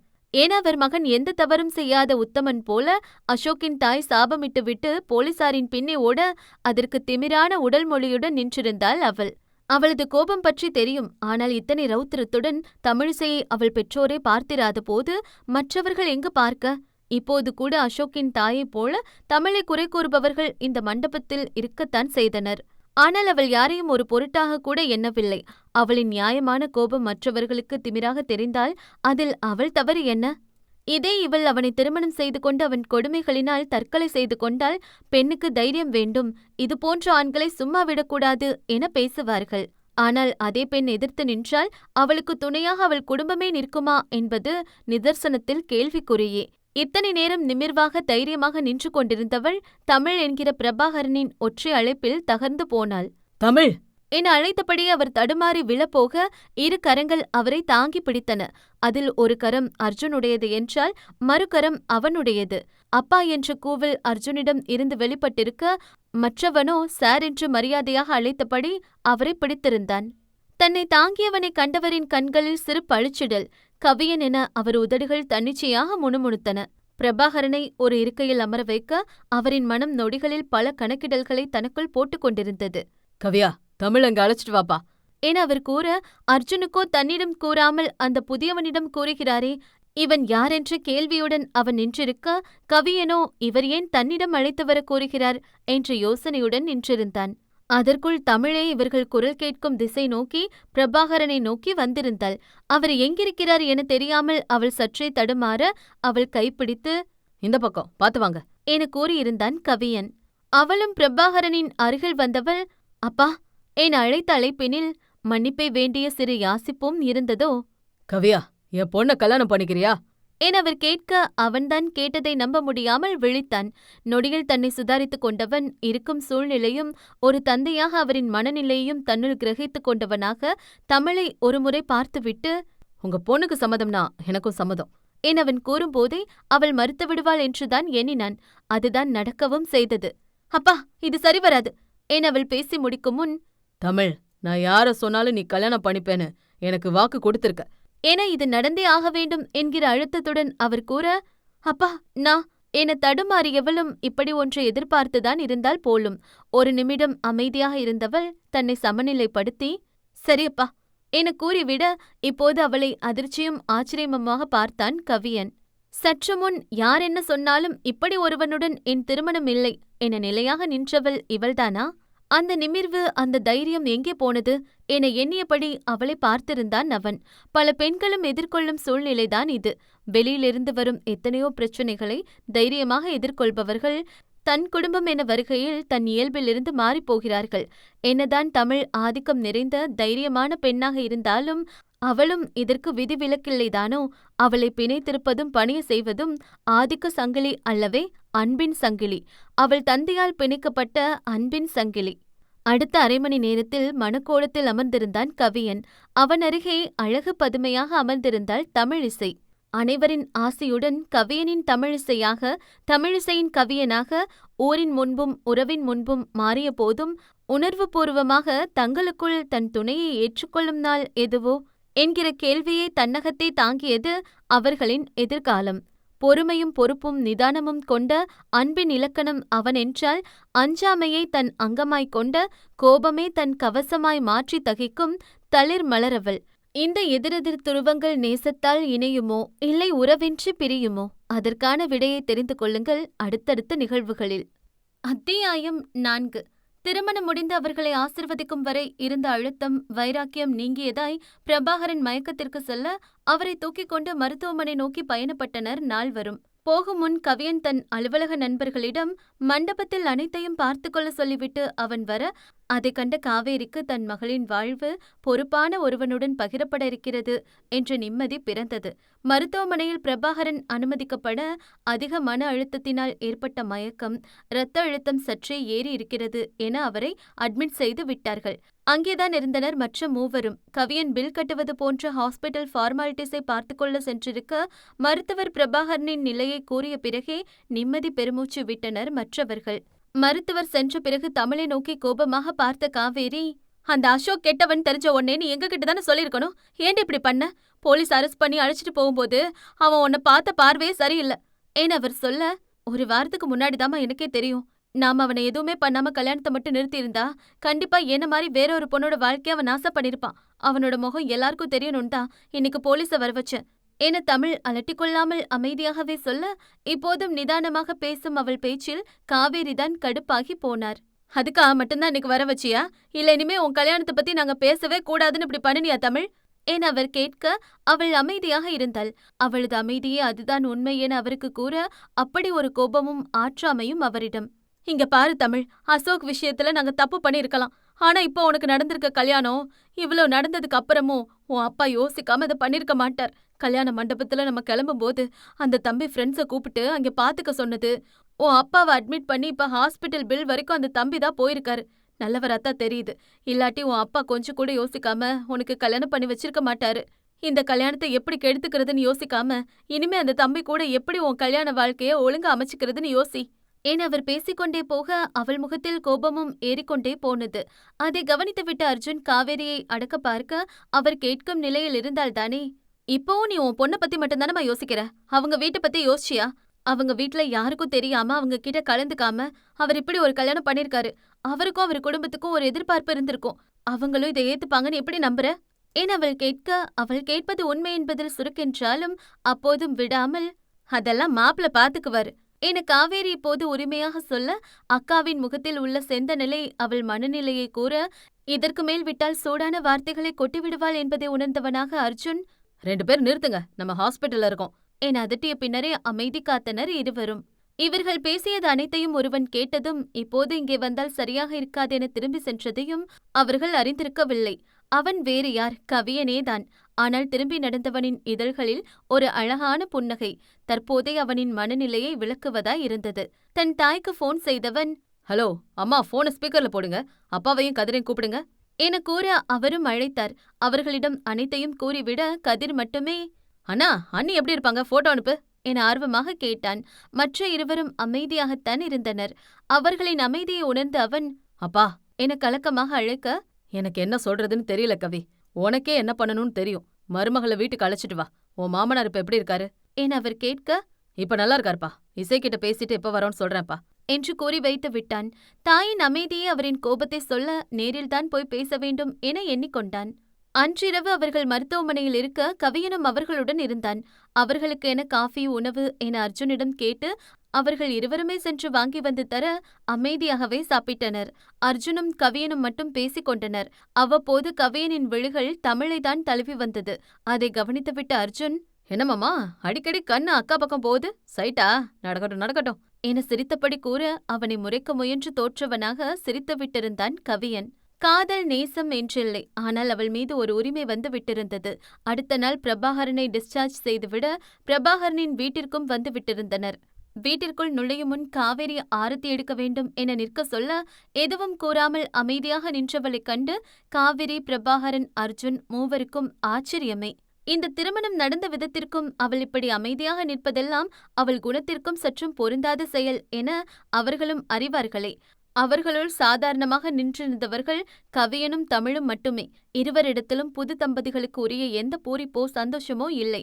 அவளிடம் எப்போதும் உள்ள அதே இறுக்கம் என்றால் கவியன் சாதாரணமாக நின்றிருந்தான். உள்ளே அழைத்து சென்றதுமே, கவியன் ஏரோ மேல இருக்கு வாங்க என கூறிவிட்டு அவள் வேகமாக படி ஏற, அவள் ஏறிய வேகத்தை கண்டவனுக்குத்தான் எங்கே அவள் தவறி கீழே விழுந்து விடுவாளோ என பயமாக இருந்தது. அதனாலே தானும் வேகமாக அவள் பின்னே சென்றான். உன் அக்கா திருந்தவே மாட்டாளடா, முகத்தை எப்பவும் கோவமாவே வச்சிருக்கா. மாப்பிள்ள அவளை பத்தி என்ன நினைப்பாரு? இப்ப கூட அடுத்தடுத்த சம்பிரதாயம் எல்லாம் பண்ணலாம் நினைச்சா அதுக்குள்ள வேகமா மாடி ஏறி போயிட்டா என காவிரி அவள் சென்ற திசையை பார்த்தவாறு சொல்ல, விடுங்கம்மா, அக்கா ஆரத்தி எடுக்கும்போது அமைதியா நின்னதையே என்னால நம்ப முடியல. அதுக்கு மேல நீங்க எதிர்பார்க்கறதே ஓவர் தான். என அர்ஜுன் சொல்ல, அவன் சொல்வதும் சரி என்றுதான் தோன்றியது மற்ற இருவருக்கும். கவியன் ரொம்ப நல்ல குணம் காவேரி. நம்ம தமிழ் மாதிரியே ஸ்ட்ரைட் ஃபார்வர்ட். ஆனா தமிழ் மாதிரி டக்கு டக்குன்னு கோபம் வராது. ரொம்ப நிதானம். நம்ம தமிழுக்கு இவர் சரியா இருப்பார்னு எனக்கு நிறைய தடவை தோணிருக்கு. அவங்க நம்ம அளவுக்கு வசதி இல்ல. தமிழ் அங்க போய் கஷ்டப்படுவாளோன்னு தான் யோசிச்சேன். கவியன் வீட்ல இந்த கல்யாணத்தை எப்படி எடுத்துக்குவாங்களோன்னு தான் யோசனையா இருக்கு. என பிரபாகரன் சொல்ல, முதல்ல உங்க பொண்ணு என்ன பண்ண போறான்னு கேளுங்க. எனக்கு அவ என்ன பண்ணுவான்னு தான் பயமா இருக்கு. என காவேரி சொல்லிக் கொண்டிருக்க கீழே இறங்கி வந்தாள் தமிழ். அம்மா, அக்கா வர பாருங்க. என அர்ஜுன் அவர் காதில் சொல்ல, இங்கு தான் சொன்னதை கேட்டிருப்பாளோ என அவரும் பார்க்க, நானும் உங்க மாப்பிள்ளையும் இன்னைக்கு அவங்க வீட்டுக்கு கிளம்புறோம் என அவள் சொல்ல, கிளம்புறோம்னா என்ன அர்த்தம் தமிழ்? நாங்க வர வேண்டாமா? நாங்க வந்து அங்க சூழ்நிலை எப்படி எல்லாம் பார்த்து தானே உன்னை விட்டுட்டு வர முடியும் என காவேரி கேட்க, இனிமே பார்த்து என்ன பண்ண போறீங்க? அங்க என்ன பிரச்சனை வந்தாலும் நான் ஃபேஸ் பண்ணிக்கிறேன் என அவள் சாதாரணம் போல சொன்னாலும் அதிலுள்ள கோபம் மூவருக்குமே புரிந்தது. தமிழ், நான் என பிரபாகரன் விளக்கம் கொடுக்க ஆரம்பிக்க, அப்பா இப்பதான் ஹாஸ்பிட்டல்ல இருந்து வந்திருக்கீங்க. நீங்கப்பா அழைய வேண்டாம். எல்லாத்தையும் ஃபேஸ் பண்ற அளவுக்கு தைரியமா தான் என்ன வளர்த்திருக்கீங்க. I can handle myself பா என அவள் சொல்ல, அர்ஜுன் சரி அப்பா வர வேண்டாம், நானும் அம்மாவும் வரோம் என அவன் சொல்ல, நான் சொல்லும் போது நீங்க அங்க வந்தா போதும், இப்ப வர வேண்டாம் என கட்டளை குரலில் சொல்லிவிட்டு அவள் தன் அறையை நோக்கி சென்று விட்டாள். பாத்தியாடா எப்படி பேசிட்டு போறா?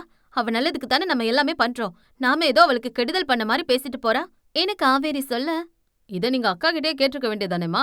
கேட்டா எங்க அவ மாமா வீட்டுக்கு போகாம இங்கே இருந்துருவாளோன்னு தானே அமைதியா இருந்தீங்க. விடுங்கம்மா, அவ இப்படி சொல்றதுன்னா அதுல ஒரு காரணம் இருக்கும். எனக்கு என்னவோ இந்த கல்யாணத்தை அக்கா ஏத்துக்க ஆரம்பிச்சிட்டாளோன்னு தோணுது. அவ போக்குலே விடுங்க, இப்போதைக்கு அதான் நல்லது என்று கூறிவிட்டு அவன் தன் அறைக்கு சென்று விட, என்னங்க அர்ஜுன் இப்படி சொல்லிட்டு போறான் என வருத்தமாக கேட்டார் காவேரி. அவன் சொல்றதும் சரின்னு தான் படுது காவேரி. கல்யாணம் தமிழ் இஷ்டம் இல்லாம பண்ணி வச்சிட்டோம். மத்ததெல்லாம் அவ இஷ்டப்படியே நடக்கட்டும் என்று கூறிவிட்டு அவரும் சென்றுவிட, காவிரியும் யோசனையுடன் அவரை பின்தொடர்ந்தார். இங்கு தமிழின் அறையில் அவள் அறைக்குள் நுழைந்துவிட, அவளை பின்தொடர்ந்து வந்தவனோ தயங்கி நின்றான். அவன் காலடி ஓசை நின்றுவிட்டதை வைத்து அவன் அறைக்குள் வராததை உணர்ந்து கொண்டவள், உள்ள வாங்க கவியன், இதுதான் என் ரூம் என்றவள் அழைக்க, சற்றே தயங்கித்தான் உள் சென்றான் கவியன். உங்க ஷர்ட் அண்ட் பேண்ட் சைஸ் சொல்லுங்க என்றவள் கேட்க, எதுக்கென்று புரியாவிட்டாலும் அவன் கூற, நீங்க ஃப்ரெஷ்அப் ஆயிக்கோங்க, இன்னும் கொஞ்ச நேரத்துல ட்ரெஸ் வந்துடும். என்ன சாப்பாடு செய்ய சொல்லட்டும்? இட்லி, தேங்காய் சட்னி, சாம்பார் உங்களுக்கு ஓகே தானே ஏன் அவள் கேட்டதற்கு ஓகே என உரைத்தவனுக்கு அவள் போல் சாதாரணமாக அவளிடம் உரையாட முடியவில்லை. அவள் ஒன்றும் பெண்களிடம் பேசி பழகிறாதவன் இல்லை. ஆனால் அவள் ஏனென்று தெரியாத தவிப்பு, தயக்கம் அவளிடம் மட்டுமே. வார்த்தைகள் பல மனதில் அவளிடம் பேசிட விளைந்தாலும், அவளை பற்றிய கேள்விகள் சில மனதினை குடைந்தாலும், அவளிடம் பேச நினைக்கும் நொடிதனில் அவள் அருகாமையில் அனைத்தும் மறந்து போக அவனும் என்னதான் செய்வான்?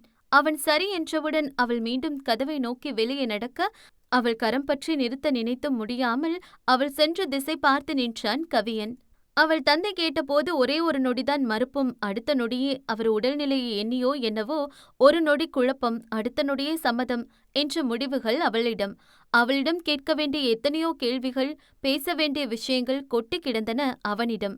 ஆனால் அனைத்தையும் தாண்டி இந்த நொடி அவள் மீது காதலா, நேசமா, உரிமையா, எந்த கேள்விக்கும் அவனிடம் இப்போது பதிலில்லை என்றாலும், அவன் மனதிற்கு பிடித்தவளாக, அவன் படிக்க விரும்பும் புதிரான புத்தகமாக, அவன் கைகோர்க்க விரும்பும் கைசேரா கனவாக மாறிதான் விட்டாள் அவள்.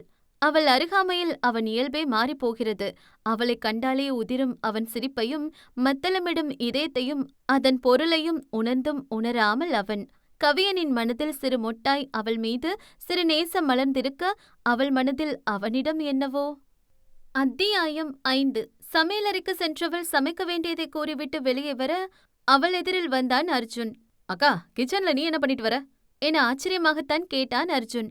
போகக்கூடாது என்றில்லை, தமிழை சமையலறை பக்கம் விட்டதில்லை காவேரி. எங்கே சமைக்கிறேன் என செய்யப்போய் அவளுக்கு ஏதும் நேர்ந்து விடுமோ என்ற பயம் அவருக்கு. தமிழுக்கு பார்வை இல்லாததால் எப்போதும் அவள் மீது அதீத கவனம் உண்டு மூவருக்குமே. அவர்களின் அக்கறை புரிந்தாலும் ஒரு கட்டத்தில் அந்த அதீத அக்கறையே ஒரு தாழ்வு மனப்பான்மையை அவளுள் உருவாக்கியது. அதிலிருந்து மீண்டு வர எவ்வளவோ போராடியிருக்கிறாள், அது வேறு கதை. ஆனால் சமையலில் அவளுமே எதையுமே செய்ய முயன்றதில்லை என்பதும் உண்மையே. சமையலறை பக்கம் கூட தமக்கு இதுவரை கண்டிராதவன் இன்று தமிழ் கிச்சனிலிருந்து வரவும் ஆச்சரியமாக பார்த்தான்.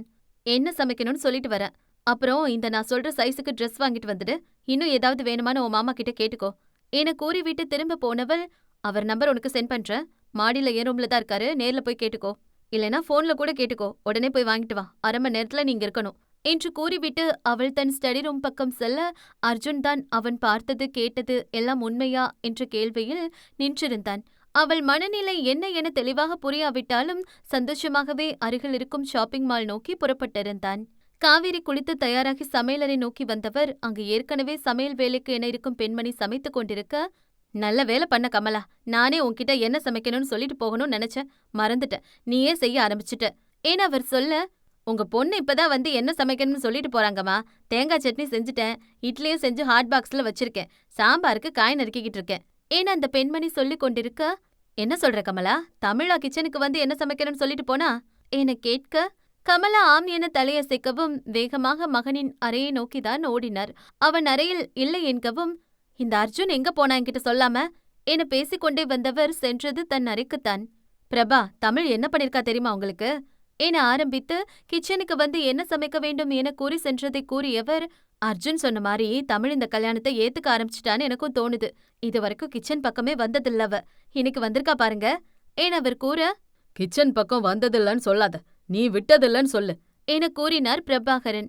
நான் என்ன சொல்லிட்டு இருக்கேன், நீங்க என்ன சொல்றீங்க, இப்ப அதுவா முக்கியம் என காவேரி டென்ஷனாக்கி விட, இங்க பாருமா, நம்ம தமிழை பத்தி உனக்கே தெரியும், இவ்வளவு சீக்கிரம் மனசு மாற வாய்ப்பே இல்ல. நம்ம ஃபேமிலி இஷ்யூல தேவையில்லாம கவியன் எந்த வகையிலும் கஷ்டப்படக்கூடாதுன்னு நினைக்கிறான்னு தோணுது. தமிழ் இப்போதைக்கு என்ன பண்ணாலும் அதுல தலையிடாத, அதுதான் நமக்கும் நல்லது, தமிழுக்கும் நல்லது என பிரபாகரன் சொல்லிவிட முகம் வாடிதான் அமர்ந்திருந்தார் காவேரி. அவர் மனம் புரிந்தாலும் அமைதியாகவே தன் யோசனையில் இருந்தார் பிரபாகரன். காவேரிக்கும் தமிழிசைக்கும் இடையே நடக்கும் பனிப்போருக்கு காரணமே அவள் திருமணம் விஷயம்தான். மற்றபடி தமிழ் என்றால் அவருக்கும் உயிர்தான். காவேரி நன்றாக படித்தவர், பிரபாகரனோடு சேர்ந்து கம்பெனி விஷயங்கள் அனைத்தையும் பார்த்து கொண்டவர். தமிழ் பிறந்த பிறகு அவளுக்கு கண் பார்வையில்லை என அறிந்த பிறகு நொறுங்கிதான் போனார். இருப்பினும் தன்னை தேற்றிக்கொண்டு அவளை நன்றாக பார்த்து கொண்டார். அவர் உலகமே அவள் மட்டுமே என்றாகி போன காலங்களும் உண்டு. யார் என்ன பேசினாலும் அவர் மகளை ஒரு கடுஞ்சொல் பேசாதவர். பார்வையில்லை என்ற காரணத்திற்காக ஒரு சிறு குறையும் அவள் வாழ்வில் இருந்துவிடக்கூடாது என்பதற்காகவே பிரெய்லி முறையில் கல்வி, பாடல், இசை என அனைத்தையும் சிறுவயதிலேயே பயிற்சி கொடுக்க ஆரம்பித்திருந்தார். சமையலை தவிர தன்னால் முடிந்த அனைத்தையும் அவளுக்கு கற்றுத்தர முயன்றார். சமையல் கூட எங்கே தன்னை காயப்படுத்திக் கொள்வாளோ என்ற பயத்தினால் மட்டுமே கற்றுத்தர முயலவில்லை. ஒரு தாயாக தன் மகளுக்காக இத்தனை போராடிய ஒரு பெண்ணால் தன் மகள் திருமண வாழ்வே வேண்டாம் என்பதை எப்படி ஏற்றுக்கொள்ள முடியும்? அர்ஜுன் கடைக்கு சென்றுவிட்டு கவியனுக்கு போன் செய்தான். ஹலோ மாம்ஸ், நான் தான் அர்ஜுன். உங்க ஷர்ட் அண்ட் பேண்ட் சைஸ் அக்கா சொன்னா, வேற எதுவும் வேணுமா என கேட்க, நான் என் வீட்டுக்கு போய் குளிச்சுக்கிறேன், நீ எதுவும் வாங்க வேண்டாம், உன் அக்கா கிட்டே சொல்லிருக்கணும் என கவியன் சொல்ல, மாம்ஸ், இன்னும் உங்களுக்கு அக்கா பத்தி தெரியல, அவ சொல்லி நான் செய்யாம வர முடியாது, அவகிட்ட என்ன மாட்டி விட்டுறாதீங்க ப்ளீஸ், சொல்லுங்க என அர்ஜுன் அவசரமாக சொல்ல, கவியனும் வேறு வழியின்றி தனக்கு வேண்டியதை கூற, இப்பதான் அக்கா ஏன் உங்க நம்பர் கொடுத்து கேட்க சொன்னான்னு புரியுது மாம்ஸ். ட்ரெஸ் சைஸ் மட்டும்தான் அக்கா உங்ககிட்ட கேட்டிருக்கா, மத்ததை கேட்க முடியாம என்ன கேட்க சொல்லிருக்கா. ஆனாலும் ஒரே நாள்ல எப்படி மாம்ஸ் எங்க அக்கா மனசுல இடம் பிடிச்சிங்க? கிச்சன் பக்கமே வராதவ உங்களுக்கு என்ன சாப்பாடு செய்யணும்னு சொல்றதுக்கு கிச்சன் போயிருக்கா, உங்களுக்காக யோசிச்சு என்ன ட்ரெஸ் வாங்க அனுப்பியிருக்கா. எப்படி மாம்ஸ், என்னை விட நீங்க அவளுக்கு முக்கியமாயிடுவங்களோன்னு கொஞ்சம் பொறாமையா இருக்கு. முதல்ல எனக்கு அக்கா, அப்புறம்தான் உங்க ஒய்ஃப், ஞாபகம் வச்சுக்கோங்க என கோபம் போல சொன்னாலும் அவன் குரலில் அதிக துள்ளலும் சந்தோஷமுமே நிறைந்திருந்தது. கவியனை பேசவே விடாமல் தானே பேசி முடித்து அவன் வைத்தும் விட்டான். அவள் தனக்காய் அவள் இயல்பிலிருந்து மாறி தனக்கென ஒன்றை செய்கிறாள் என்ற எண்ணமே தித்திப்பாய் மனதினை தாக்க, அவள் மீது துளிர்த்த ஈர்ப்பு நேச விருட்சமாய் மாறத் தொடங்கியதோ அவன் மனதினில். கவியன் அறியவில்லை, இப்போது தென்றலாய் வருடுபவள் தன் செய்கையால் வார்த்தைகளால் சூறாவளியாய் அவன் வாழ்க்கையை சுழன்றடிக்கப் போகிறாள் என்று. அவள் ஒவ்வொரு செய்கைக்கும் அவரவர் ஒரு அர்த்தம் வைத்திருக்க, அதன் உண்மை அர்த்தம் அறிந்தவளின் மனதில் இருப்பது யாதோ? அத்தியாயம் 6. அர்ஜுன் தான் வாங்கி வந்த உடையை கவியனிடம் கொடுக்க அவனும் குளித்து உடை மாற்றி வந்தான். இருவரும் உணவு மேஜை வர அங்கு ஏற்கனவே தயாராகி அமர்ந்திருந்தாள் தமிழ். கவியனின் குரல் கேட்டவுடன், உங்களுக்காக தான் வெயிட் பண்ணிட்டு இருக்கேன், உட்காருங்க கவியன் என அவள் அருகில் இருக்கும் இருக்கையை காட்ட அவனும் அமர்ந்து கொண்டான். ஒரு தட்டை எடுத்து அவன் முன் வைத்தவள் அதில் இட்லிகளை வைத்தவள் கைகளை துளாவி சட்னி இருந்த கிண்ணத்தை தேட, தன்னிச்சையாக அவள் கரம் பற்றி அந்த கிண்ணத்தை பிடிக்க செய்தவன் அதன் பின்பே தன் செயல் உணர்ந்து, நீங்க விடுங்க இசை, நானே வச்சுக்கிறேன் என கூறிவிட்டு தனக்கு சட்னி சாம்பார் என பரிமாறிக் கொண்டவன் அவளுக்கு ஒரு தட்டை எடுத்து வைத்து பரிமாற ஏதும் கூறாமல் அமைதியாகவே உண்டாள் அவள். அங்கு நடப்பதைக் கண்டும் காணாமல் உண்டு கொண்டிருந்தார்கள் மற்றவர்கள். திருமணம் எப்படி நடந்திருந்தாலும் இந்த நிமிடம் அவர்கள் இருவருமே மனமொத்த தம்பதிகளாகவே தெரிந்தனர். அவள் தடுமாறிய போது அவன் உதவியது ஒரு சின்ன செய்கையாக உதவியாக அவனுக்கு இருக்கலாம். ஆனால் அந்த சிறு செய்கையே அவன் குணத்தை பறைசாற்றுவதாய் அவள் கரம் பற்றியதை இயல்பான ஒரு விஷயமாக அவன் செய்த விதம், அவளுக்கு அவனே பரிமாறிய விதம், அனைத்தையும் பார்த்த மற்ற மூவருக்கும் தங்கள் பெண்ணின் வாழ்வை பற்றிய நிறைவு அந்நிமிடம். ஆனால் அவள் வாழ்வின் நிறைவு யாதென்பது அவளல்லவா முடிவு செய்ய வேண்டும். அவள் வாழ்வின் நிறைவில் ஒரு அங்கமாக அவன் மாறும் நாள் வருமோ? அன்று மாலையே அங்கிருந்து கிளம்பியிருந்தனர் இருவரும். காவிரி எத்தனையோ முறை கேட்டும் நீங்கள் யாரும் வரவேண்டாம் என மறுத்துவிட்டாள் தமிழ். கவியன் அவள் காரினை ஓட்ட அவன் அருகில் உள்ள இருக்கையில் அமர்ந்திருந்தாள் அவள். வீட்டிலிருந்து கிளம்பும்போது அவள் கவலைப்படுவாளோ என அவன் பார்க்க எந்த உணர்வுகளையும் வெளிக்காட்டாத அதே இறுக்கமான முகம் அவளிடம். அதை பார்த்தவனுக்குத்தான் மனம் துணுக்குற்றது. அவனை விட 4 வயது சிறிய பெண் தமிழ். ஆனால் அவனிடம் இல்லாத அழுத்தமும் இறுக்கமும் அவளிடம் ஏன்? ஏன் இத்தனை இறுக்கம் அவளிடம் என்ற கேள்விகளை மனதில் ஓட அதே யோசித்தபடி வண்டியை ஓட்டிக் கொண்டிருந்தவன் அவள் குரலில்தான் தன்னிலை மீண்டான்.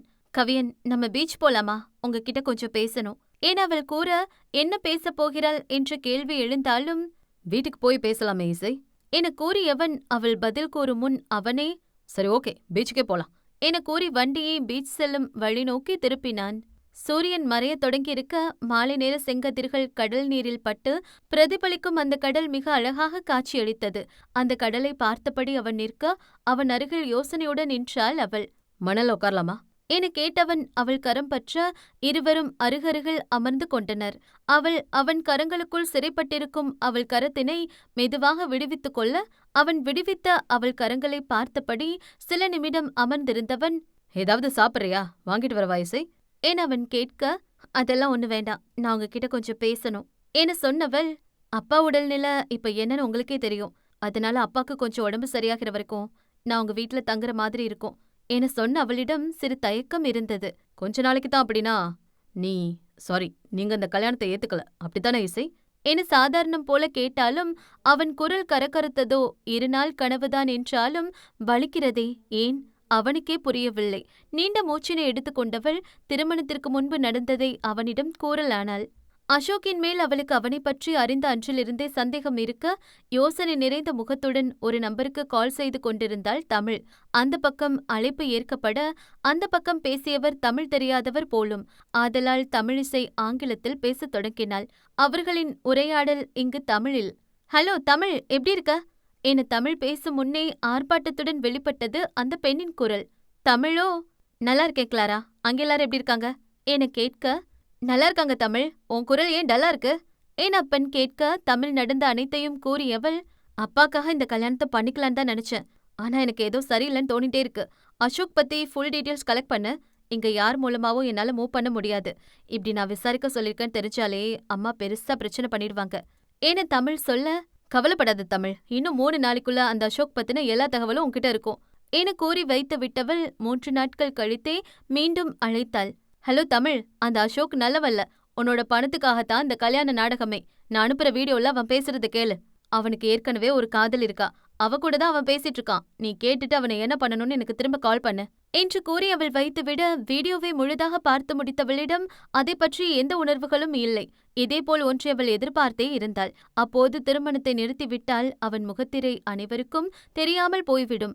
அத்தோடு இனி அவள் வீட்டில் அவள் திருமணம் பற்றி பேசாமல் தடுப்பதற்கும் அவளுக்கும் ஒரு விஷயம் தேவைப்பட்டது. திருமண நாளன்று நின்று விட்டால் அதை பயன்படுத்திக் கொள்ளலாம் என நினைத்திருந்தாள். இவை அனைத்தையும் அவள் கூறிக்கொண்டிருக்க அவள் பேச்சிற்கு இடையிலேயே, சோ நீங்க எதிர்பாராத விதமா சார் என்ன மாப்பிள்ளையா உட்கார வச்சு கல்யாணத்தை நடத்திட்டாரு, அதை தானே சொல்ல வரீங்க இசை ஏன்னா அவன் கேட்க, இல்ல, உங்களை அப்பா சூஸ் பண்றதுக்கு வாய்ப்பு இருக்குன்னு எனக்கு ஏற்கனவே தெரியும். கல்யாணம் நின்னுட்டா என் அப்பாவும் அம்மாவும் அப்படியே விட மாட்டாங்கன்னு எனக்கு தெரியும். அதனால யாரெல்லாம் எங்க வீட்டுல சூஸ் பண்றதுக்கு வாய்ப்பு இருக்குன்னு ஏற்கனவே தெரிஞ்சுதான் வச்சிருந்தேன். அப்படி நான் கெஸ் பண்ண எல்லாரோட ஃபுல் டீட்டெயில்ஸும் என்கிட்ட இருக்கு. அப்படித்தான் உங்க டீட்டெயிலும் எனக்கு கிடைச்சது. நீங்க அப்பா கிட்ட 5 வருஷமா ஒர்க் பண்றீங்க. உங்க டேலண்ட் அண்ட் ஹானஸ்டி பிடிச்சு போய் அப்பா அவரோட பிஏவா அப்பாயிண்ட் பண்ணிருக்காரு. உங்களோட இத்தனை வருஷம் சேலரி அண்ட் உங்க அம்மாவோட ஜுவல்ஸ் வச்சு உங்க நிலத்துல 1 வருஷத்துக்கு முன்னாடி தான் ஒரு வீடு கட்டியிருக்கீங்க. உங்க அப்பாக்கு 6 மந்த்துக்கு முன்னாடி சடனா ஹார்ட் சர்ஜரி பண்ண வேண்டிய சூழ்நிலை வந்தப்போ என் அப்பா தான் ஹெல்ப் பண்ணிருக்காரு. அந்த நன்றி கடனுக்காகத்தான் அவர் கேட்ட உடனே மறுக்க முடியாம என்ன கல்யாணம் பண்ணிக்கிட்டீங்க. கரெக்ட்டா? என அவள் சாதாரணமாக கேட்க அவனால் பதில் கூற முடியவில்லை. அதுதானே உண்மை. உங்களுக்கு அன்னைக்கு கம்பெனில முக்கியமான மீட்டிங் இருந்துச்சு இல்லையா? அப்பா வர முடியாதனால நீங்க அட்டெண்ட் பண்ண வேண்டியதா இருந்துச்சு. அப்புறம் எப்படி மண்டபத்துக்கு வந்தீங்க? ஏன்னு அவள் கேட்க, எனக்கு தெரியல இசை. அன்னைக்கு மார்னிங் தான் மீட்டிங் கேன்சல்டுன்னு எனக்கே தெரியும். பிரபாகரன் சார் தான் கேன்சல் பண்ணிருக்காரு. ஏன்னு அவன் சொல்ல, அப்பா நான் கல்யாணத்தை நிறுத்த பிளான் பண்றேன்னு கெஸ் பண்ணிருக்காரு. அவரோட பிசினஸ் ஃப்ரெண்ட்ஸ் பசங்களே என்னோட பணத்துக்காக என்ன கல்யாணம் பண்ண நினைச்சவங்க நிறைய பேர் இருக்காங்க. அதனால அந்த சரௌண்டிங்ல அவருக்கு யார் மேலயும் நம்பிக்கை இல்ல. ஆனா நீங்க அவர் நம்பிக்கையை நிறையவே சம்பாரிச்சிருக்கீங்க. அதான் அவர் பொண்ணையும் கொடுக்க துணிச்சிட்டார் போல. என சொன்னவளின் குரல் இப்போது தணிந்து ஒலித்தது. எது எப்படி இருந்தாலும் இந்த கல்யாணத்துல உண்மையான விக்டிம் நீங்க தான். அதுக்கு என்ன பண்றதுன்னு எனக்கு தெரியல. ஆனா கல்யாணம் ஆயிடுச்சுன்னு இந்த சமூகத்துக்காக யோசிச்சு என்ன நானே ஏமாத்திக்கிட்டு ஒரு போலியான வாழ்க்கை என்னால வாழ முடியாது கவியன். ஏன் அவள் பேசிக் கொண்டிருக்கும் போதே அவள் என்ன அடுத்து சொல்ல வருகிறாள் என்பது புரிந்து போக, நான் உன்னை கல்யாணம் பண்ணிக்க முடிவு பண்ணது நன்றி கடனுக்காக இருக்கலாம் இசை. ஆனா இனி நீ தான் என்னோட லைஃப் பார்ட்னருங்கிற முடிவோட தான் உன்னை கல்யாணம் பண்ணிக்கிட்டேன். என்னால டிவோர்ஸ் எல்லாம் கொடுக்க முடியாது இசை. என உறுதியான குரலில் அவன் சொல்ல, நான் ஏற்கனவே சொன்னதான் கவியன். நானும் கடமைக்காக ஒருத்தரோட வாழ முடியாது. என்னோட கடமைக்காக ஒருத்தர் வாழ்றதை என்னால ஏத்துக்க முடியாது. என்ன நினைச்சிட்டு இருக்கீங்க என்ன பத்தி? என்ன எனக்கு வாழ்க்கை கொடுக்குறீங்களா? ஒரு ஆணு சார்ந்துதான் ஒரு பொண்ணோட வாழ்க்கை இருக்கணும். இல்லைன்னா அவ வாழ முடியாதுன்னு நினைக்கிறீங்களா? I can take care of myself. எனக்குன்னு ஒரு படிப்பு இருக்கு, வேலை இருக்கு. திருமணத்தை தாண்டி எவ்வளவோ கனவுகளும் பொறுப்புகளும் எனக்கு இருக்கு. கண் பார்வை இல்லைங்கிற ஒரே காரணத்துக்காக எல்லாரும் என்ன டேக் இட் கிராண்டடா எடுத்துக்கிறதையும் என்னால ஏத்துக்க முடியாது. நான் உங்களை கல்யாணம் பண்ணிக்க சம்மதிச்சிருக்க கூடாது. I know I was wrong. But எல்லாருக்கும் ஒரு சுயநலம் இருக்கும். என்னோட சுயநலம் என்னோட குடும்பம், என் அப்பாவோட உயிர். என்னால நீங்க பாதிக்கப்பட்டிருக்கீங்க. உங்க லைஃபோட பெரிய மொமெண்ட் ஸ்பாயில் ஆயிருக்கு. I'm sorry about that. But only because of that guilt I can't accept you. Please try to understand. நான் இவ்ளோ தூரம் யாருக்குமே விளக்கம் கொடுத்ததே இல்ல. இந்த விஷயத்துல தப்பு என் மேலேயே இருக்கு. நான் நினைச்சிருந்தா இந்த கல்யாணத்தை நிறுத்தி இருக்கலாம். You know that. அந்த சூழ்நிலையில எனக்கு அப்பா தான் முக்கியமா பட்டாரு. என குற்றம் செய்துவிட்ட உணர்வில் அவள் சொல்ல, சரி ஓகே, நீ சொல்றத நான் அக்செப்ட் பண்றேன் இசை. அதுக்கு முன்னாடி என்னோட கண்டிஷனுக்கு நீ ஓகே சொல்லணும் இசை. ஏன் அவன் சொல்ல, அது நீங்க சொல்ற கண்டிஷனை பொறுத்திருக்கு கவியன். என சொன்னவளின் குரலில் அதே இறுக்கம் மீண்டிருந்தது. 1 வருஷம் என்னோட மனைவியா நீ என் வீட்ல இருக்கணும். என கவியன் கேட்க, வாய்ப்பே இல்ல. இந்த 1 வருஷத்துல என்ன மாறிடும்னு நினைக்கிறீங்க? என சட்டென வந்தது பதில் அவளிடமிருந்து. என்ன வேணாலும் மாறலாம். இப்போ பிரியணும்னு சொல்ற நீ எப்போதுமே பிரியாம உன் கூட இருக்கணும்னு சொல்லலாம். இன்னைக்கு உன் வாழ்க்கையில உனக்கு ஒண்ணுமே இல்லாதனா உனக்கு முக்கியமான ஒருத்தரா மாறலாம்.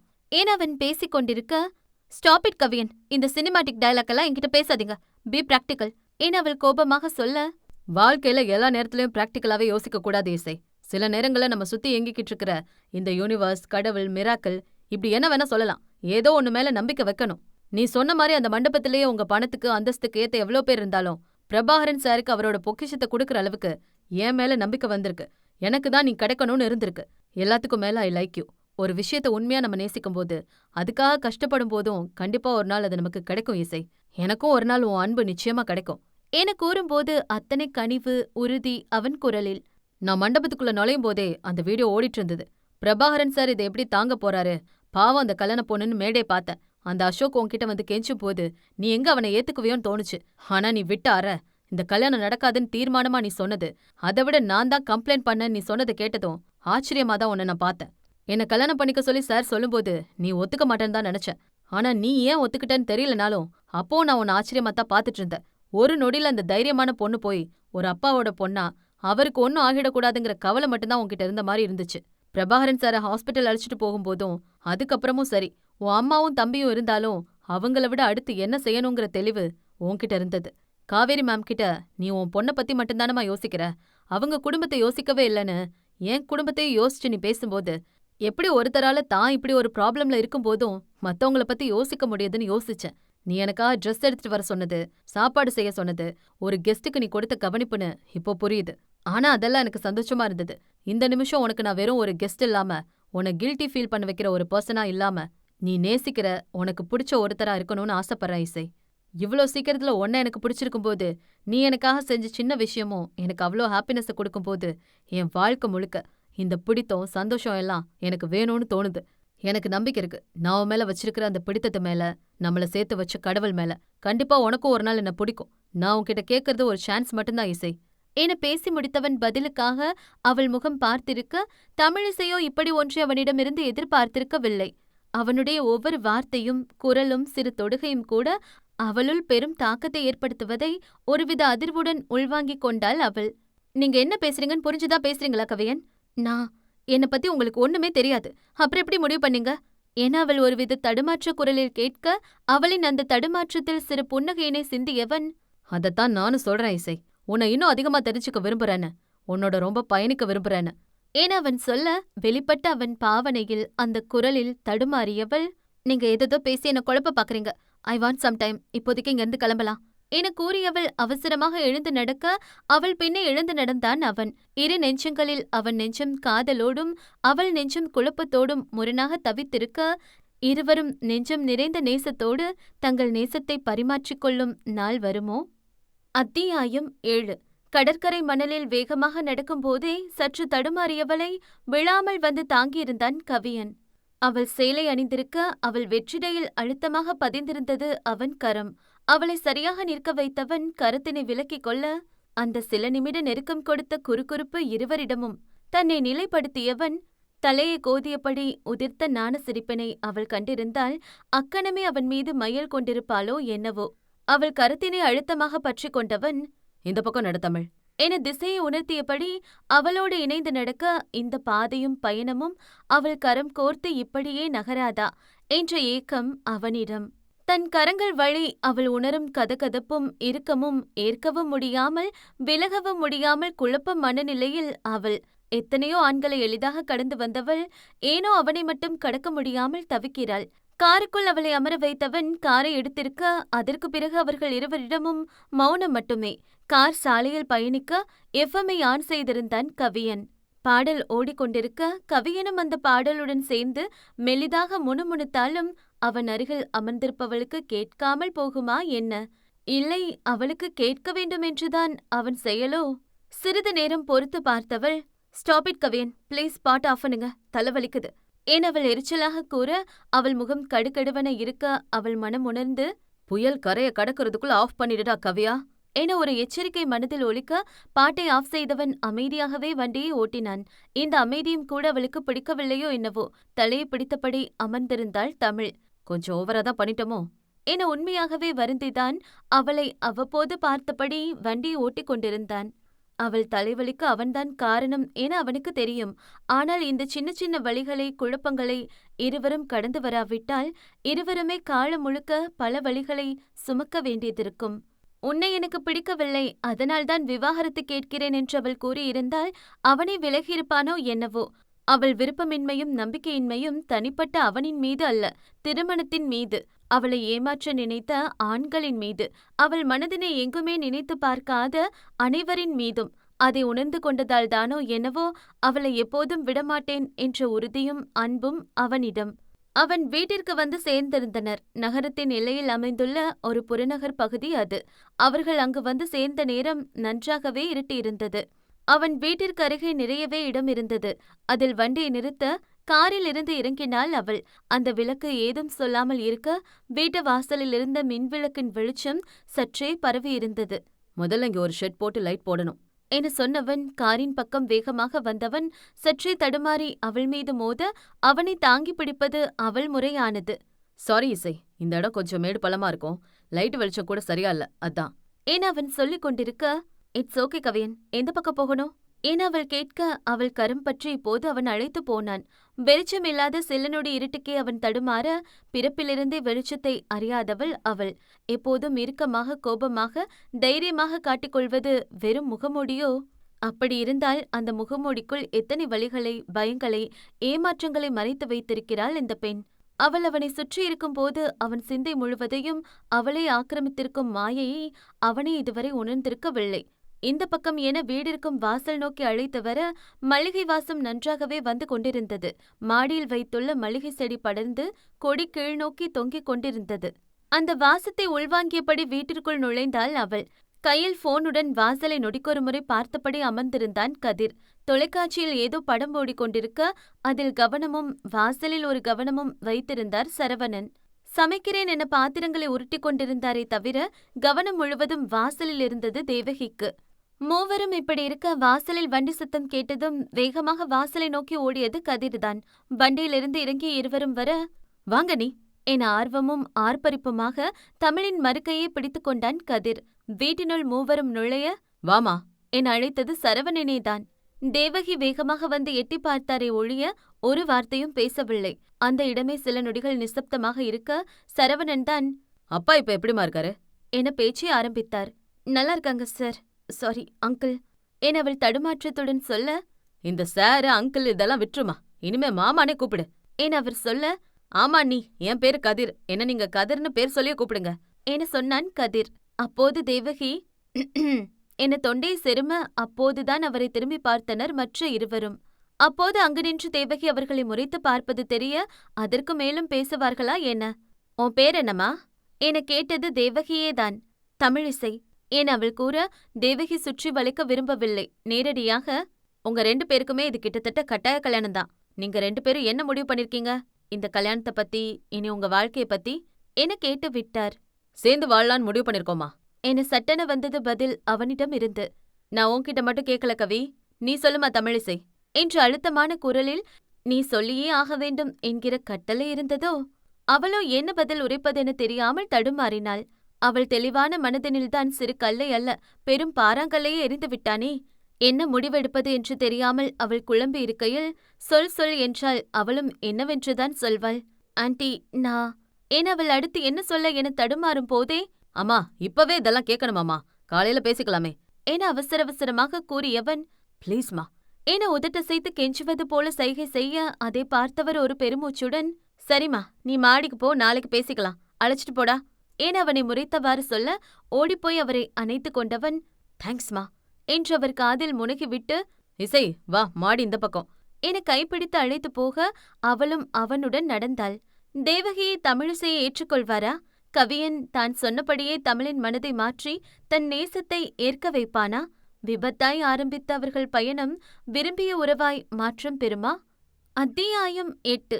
அறையை அடைந்தவுடன் அவளை கட்டிலில் அமர வைத்தவன், ஒரு 10 நிமிஷம் உன் லக்கேஜ் எடுத்துட்டு வந்துற என சொல்லிவிட்டு திரும்ப, எனக்கு தெரியாம ஆன்டி கிட்ட என்ன சொன்னீங்க கவியன் என அவள் கேட்க, உனக்கு தெரியாம என்ன சொன்ன இசை, அப்படி எதுவும் என அவன் சமாளிக்க பார்க்காதீங்க, என்ன சொன்னீங்க என்று அவளின் குரலில் காரம் ஏறி இருக்க, அம்மா கூப்பிடுற மாதிரி இல்ல இசை என அவன் கேட்க, இல்ல என அவள் சொல்லவும், எனக்கு என்னமோ கூப்பிடுற மாதிரி இருக்கு, நான் என்னன்னு பாத்துட்டு உடனே வந்துடுறேன் என்று விட்டு அங்கிருந்து கிட்டத்தட்ட ஓடிதான் வந்திருந்தான் கீழே.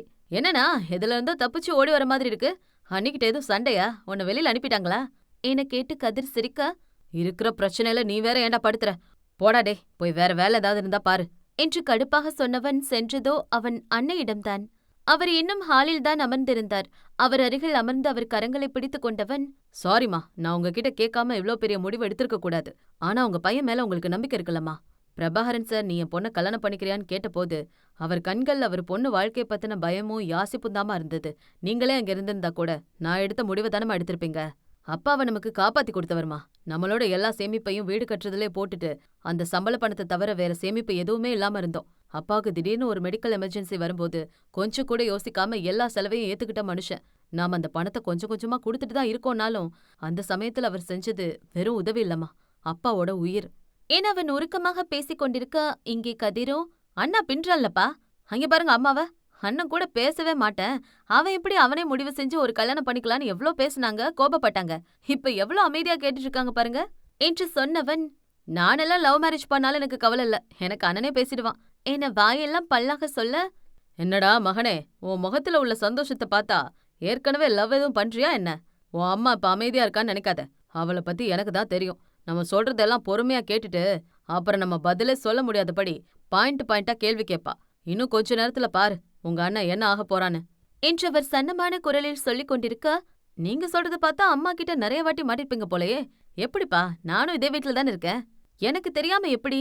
அம்மா இது வரைக்கும் உங்ககிட்ட பயங்கரமா சண்டை போட்டெல்லாம் நான் பார்த்ததே இல்லையே என அவன் கேட்க, அதெல்லாம் என் பொண்டாட்டி திட்டுறதெல்லாம் யாரும் இல்லாதப்பதான், மத்தவங்க முன்னாடி என்னை விட்டே கொடுக்க மாட்டான், என் மேல அவ்ளோ லவ் என அவர் பெருமையாக சொல்ல, ஓ அப்படி? ஆனா நீங்க சொல்றத பார்த்தா திட்டோட மட்டும் விடுவாங்கன்னு தோணலையே, உள்குத்து ரொம்ப பலமோ என கிண்டலாக அவன் கேட்க, அதில் கடுப்பானவர், என்ன கொடையறத விட்டுட்டு முதல்ல அங்க என்ன நடக்குதுன்னு கவனிடா மகனே என்று நைசாக அவன் கேள்வியிலிருந்து நழுவிக் கொண்டார் மனிதர். கவியன் எவ்வளவோ பேசியும் தேவகி அமைதியாகவே அமர்ந்திருந்தார்.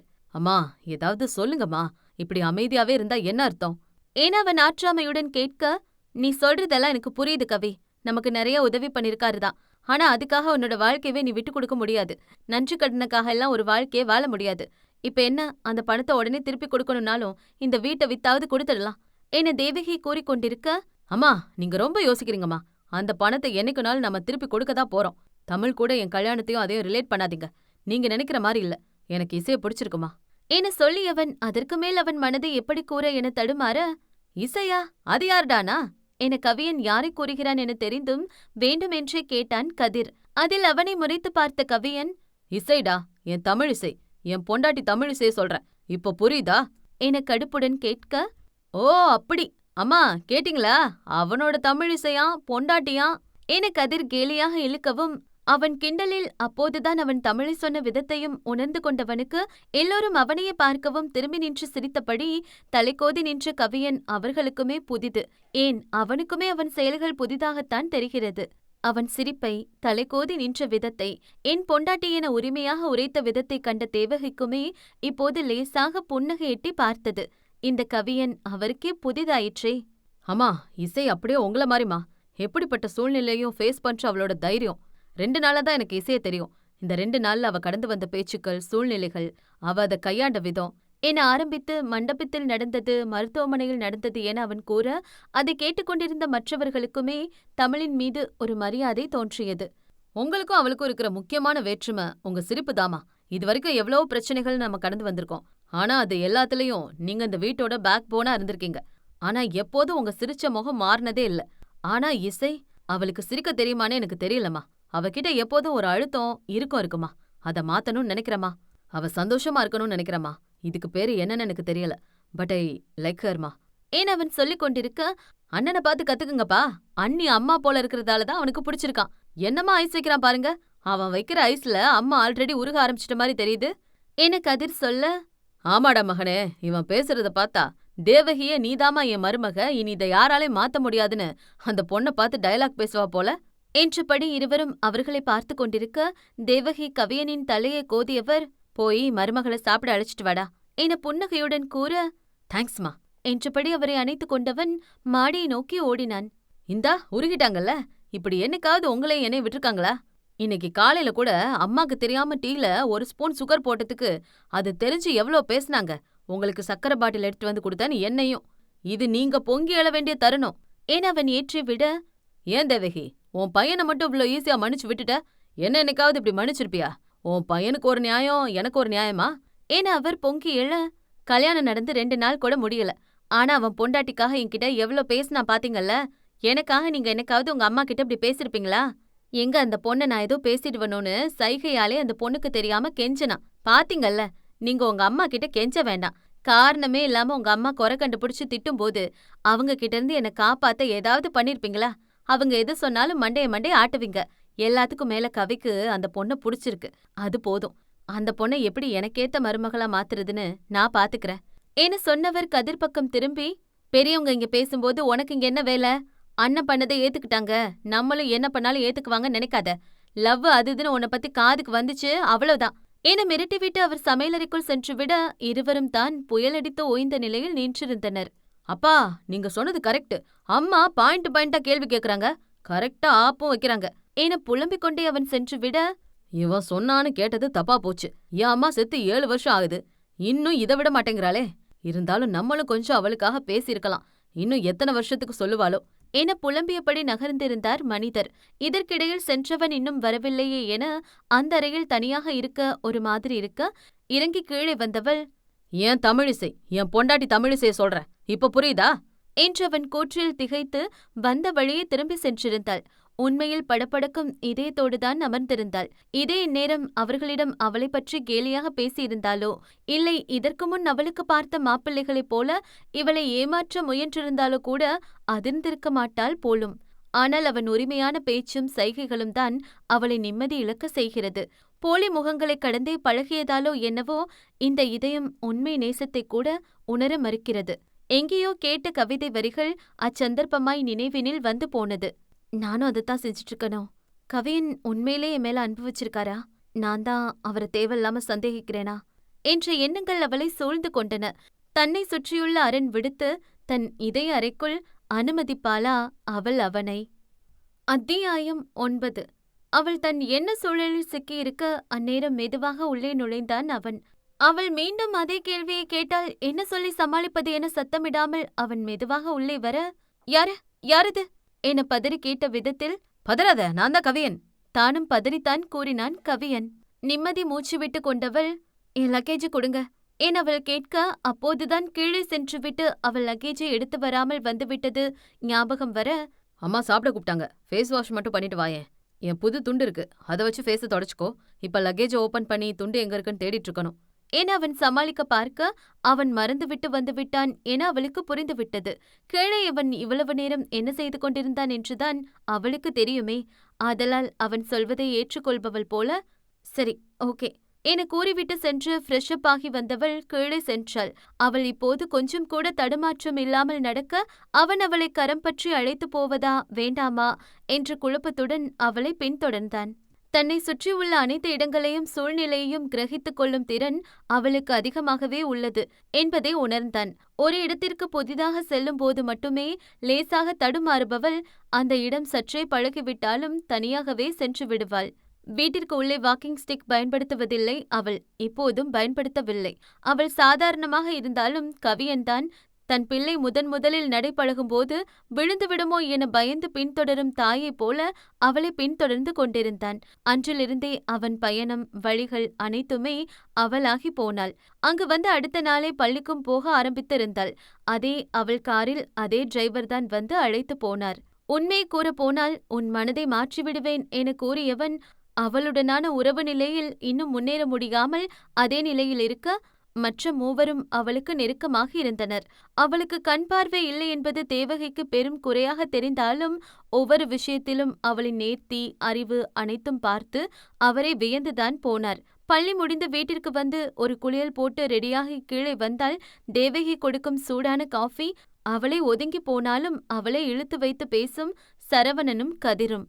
அதிலும் காலேஜில் நடந்ததை நகைச்சுவையாக அவளிடம் பகிர்ந்து கொள்ளும் கதிர் என அவளை அறியாமல் அவள் இறுக்கமும் அழுத்தமும் அவர்களிடம் குறைந்து கொண்டிருந்தது. மொத்தத்தில் இதில் பாவப்பட்ட ஒரே ஜீவன் கவியன் மட்டுமே. அவனே தானாக அவளிடம் பேசினாலும் ஓரிரு வார்த்தைகளோடு அவள் இறுக்கமாகவே இருந்து கொள்ள அவளிடம் எப்படி நெருங்குவது என்றே அவனுக்கு தெரியவில்லை. இத்தனைக்கும் ஒரே ரூம், ஒரே கட்டில். இரவு படுக்கும் அதே நிலையிலிருந்து மாறாமல் அவள் உறங்கி எழ அவர்களுக்கு இடையில் 2 தலையணிகள் வேறு. அவன் ஆசையாக வாங்கி போட்ட அந்த பெரிய கட்டிலை பார்க்கும்போது இப்போதெல்லாம் ஆத்திரமாக வருகிறது அவனுக்கு. ஆனால் யாருமே அறியாமல், ஏன் அவளே உணராமல் அவன் விதைத்த நேச விதையொன்று சிறு செடியாக அவளுக்குள் வளர்ந்து கொண்டுதான் இருக்கிறது. கவியனை விட்டு தள்ளி இருக்க அவள் முயன்றாலும் அவனின் அனைத்தும் அவளை அறியாமல் அவளுக்கு அத்துப்படியாகிக் கொண்டிருந்தது. அவன் குரல், வண்டி சத்தம், பயன்படுத்தும் வாசனை பொருட்கள், நடக்கும் ஓசைகளில் கூட அந்த வீட்டில் உள்ள மற்றவருக்கும் அவனுக்கும் வித்தியாசம் கண்டுபிடிக்க முடியும் அவளால். 2 வாரங்கள் கடந்தும் நீங்கள் வரவேண்டாம் என்று அவள் கூற, அவள் சொன்னதை கேட்காமல் கவியனின் வீட்டிற்கு கிளம்பி வந்திருந்தனர் பிரபாகரன், காவேரி மற்றும் அர்ஜுன் மூவரும். பள்ளி முடிந்து வீட்டிற்கு திரும்பியவள் வீட்டிற்குள் நுழையும் பொழுதே அவர்களின் பேச்சு சத்தங்களை கேட்டவாறுதான் உள்ளே நுழைந்தாள். அவர்களின் வருகையை உணர்ந்து கொண்ட அவள் ஹாலினுள் நுழைய தேவகி அவள் கரம் பற்றி அவர் அருகில் அமர வைத்துக் கொண்டார்.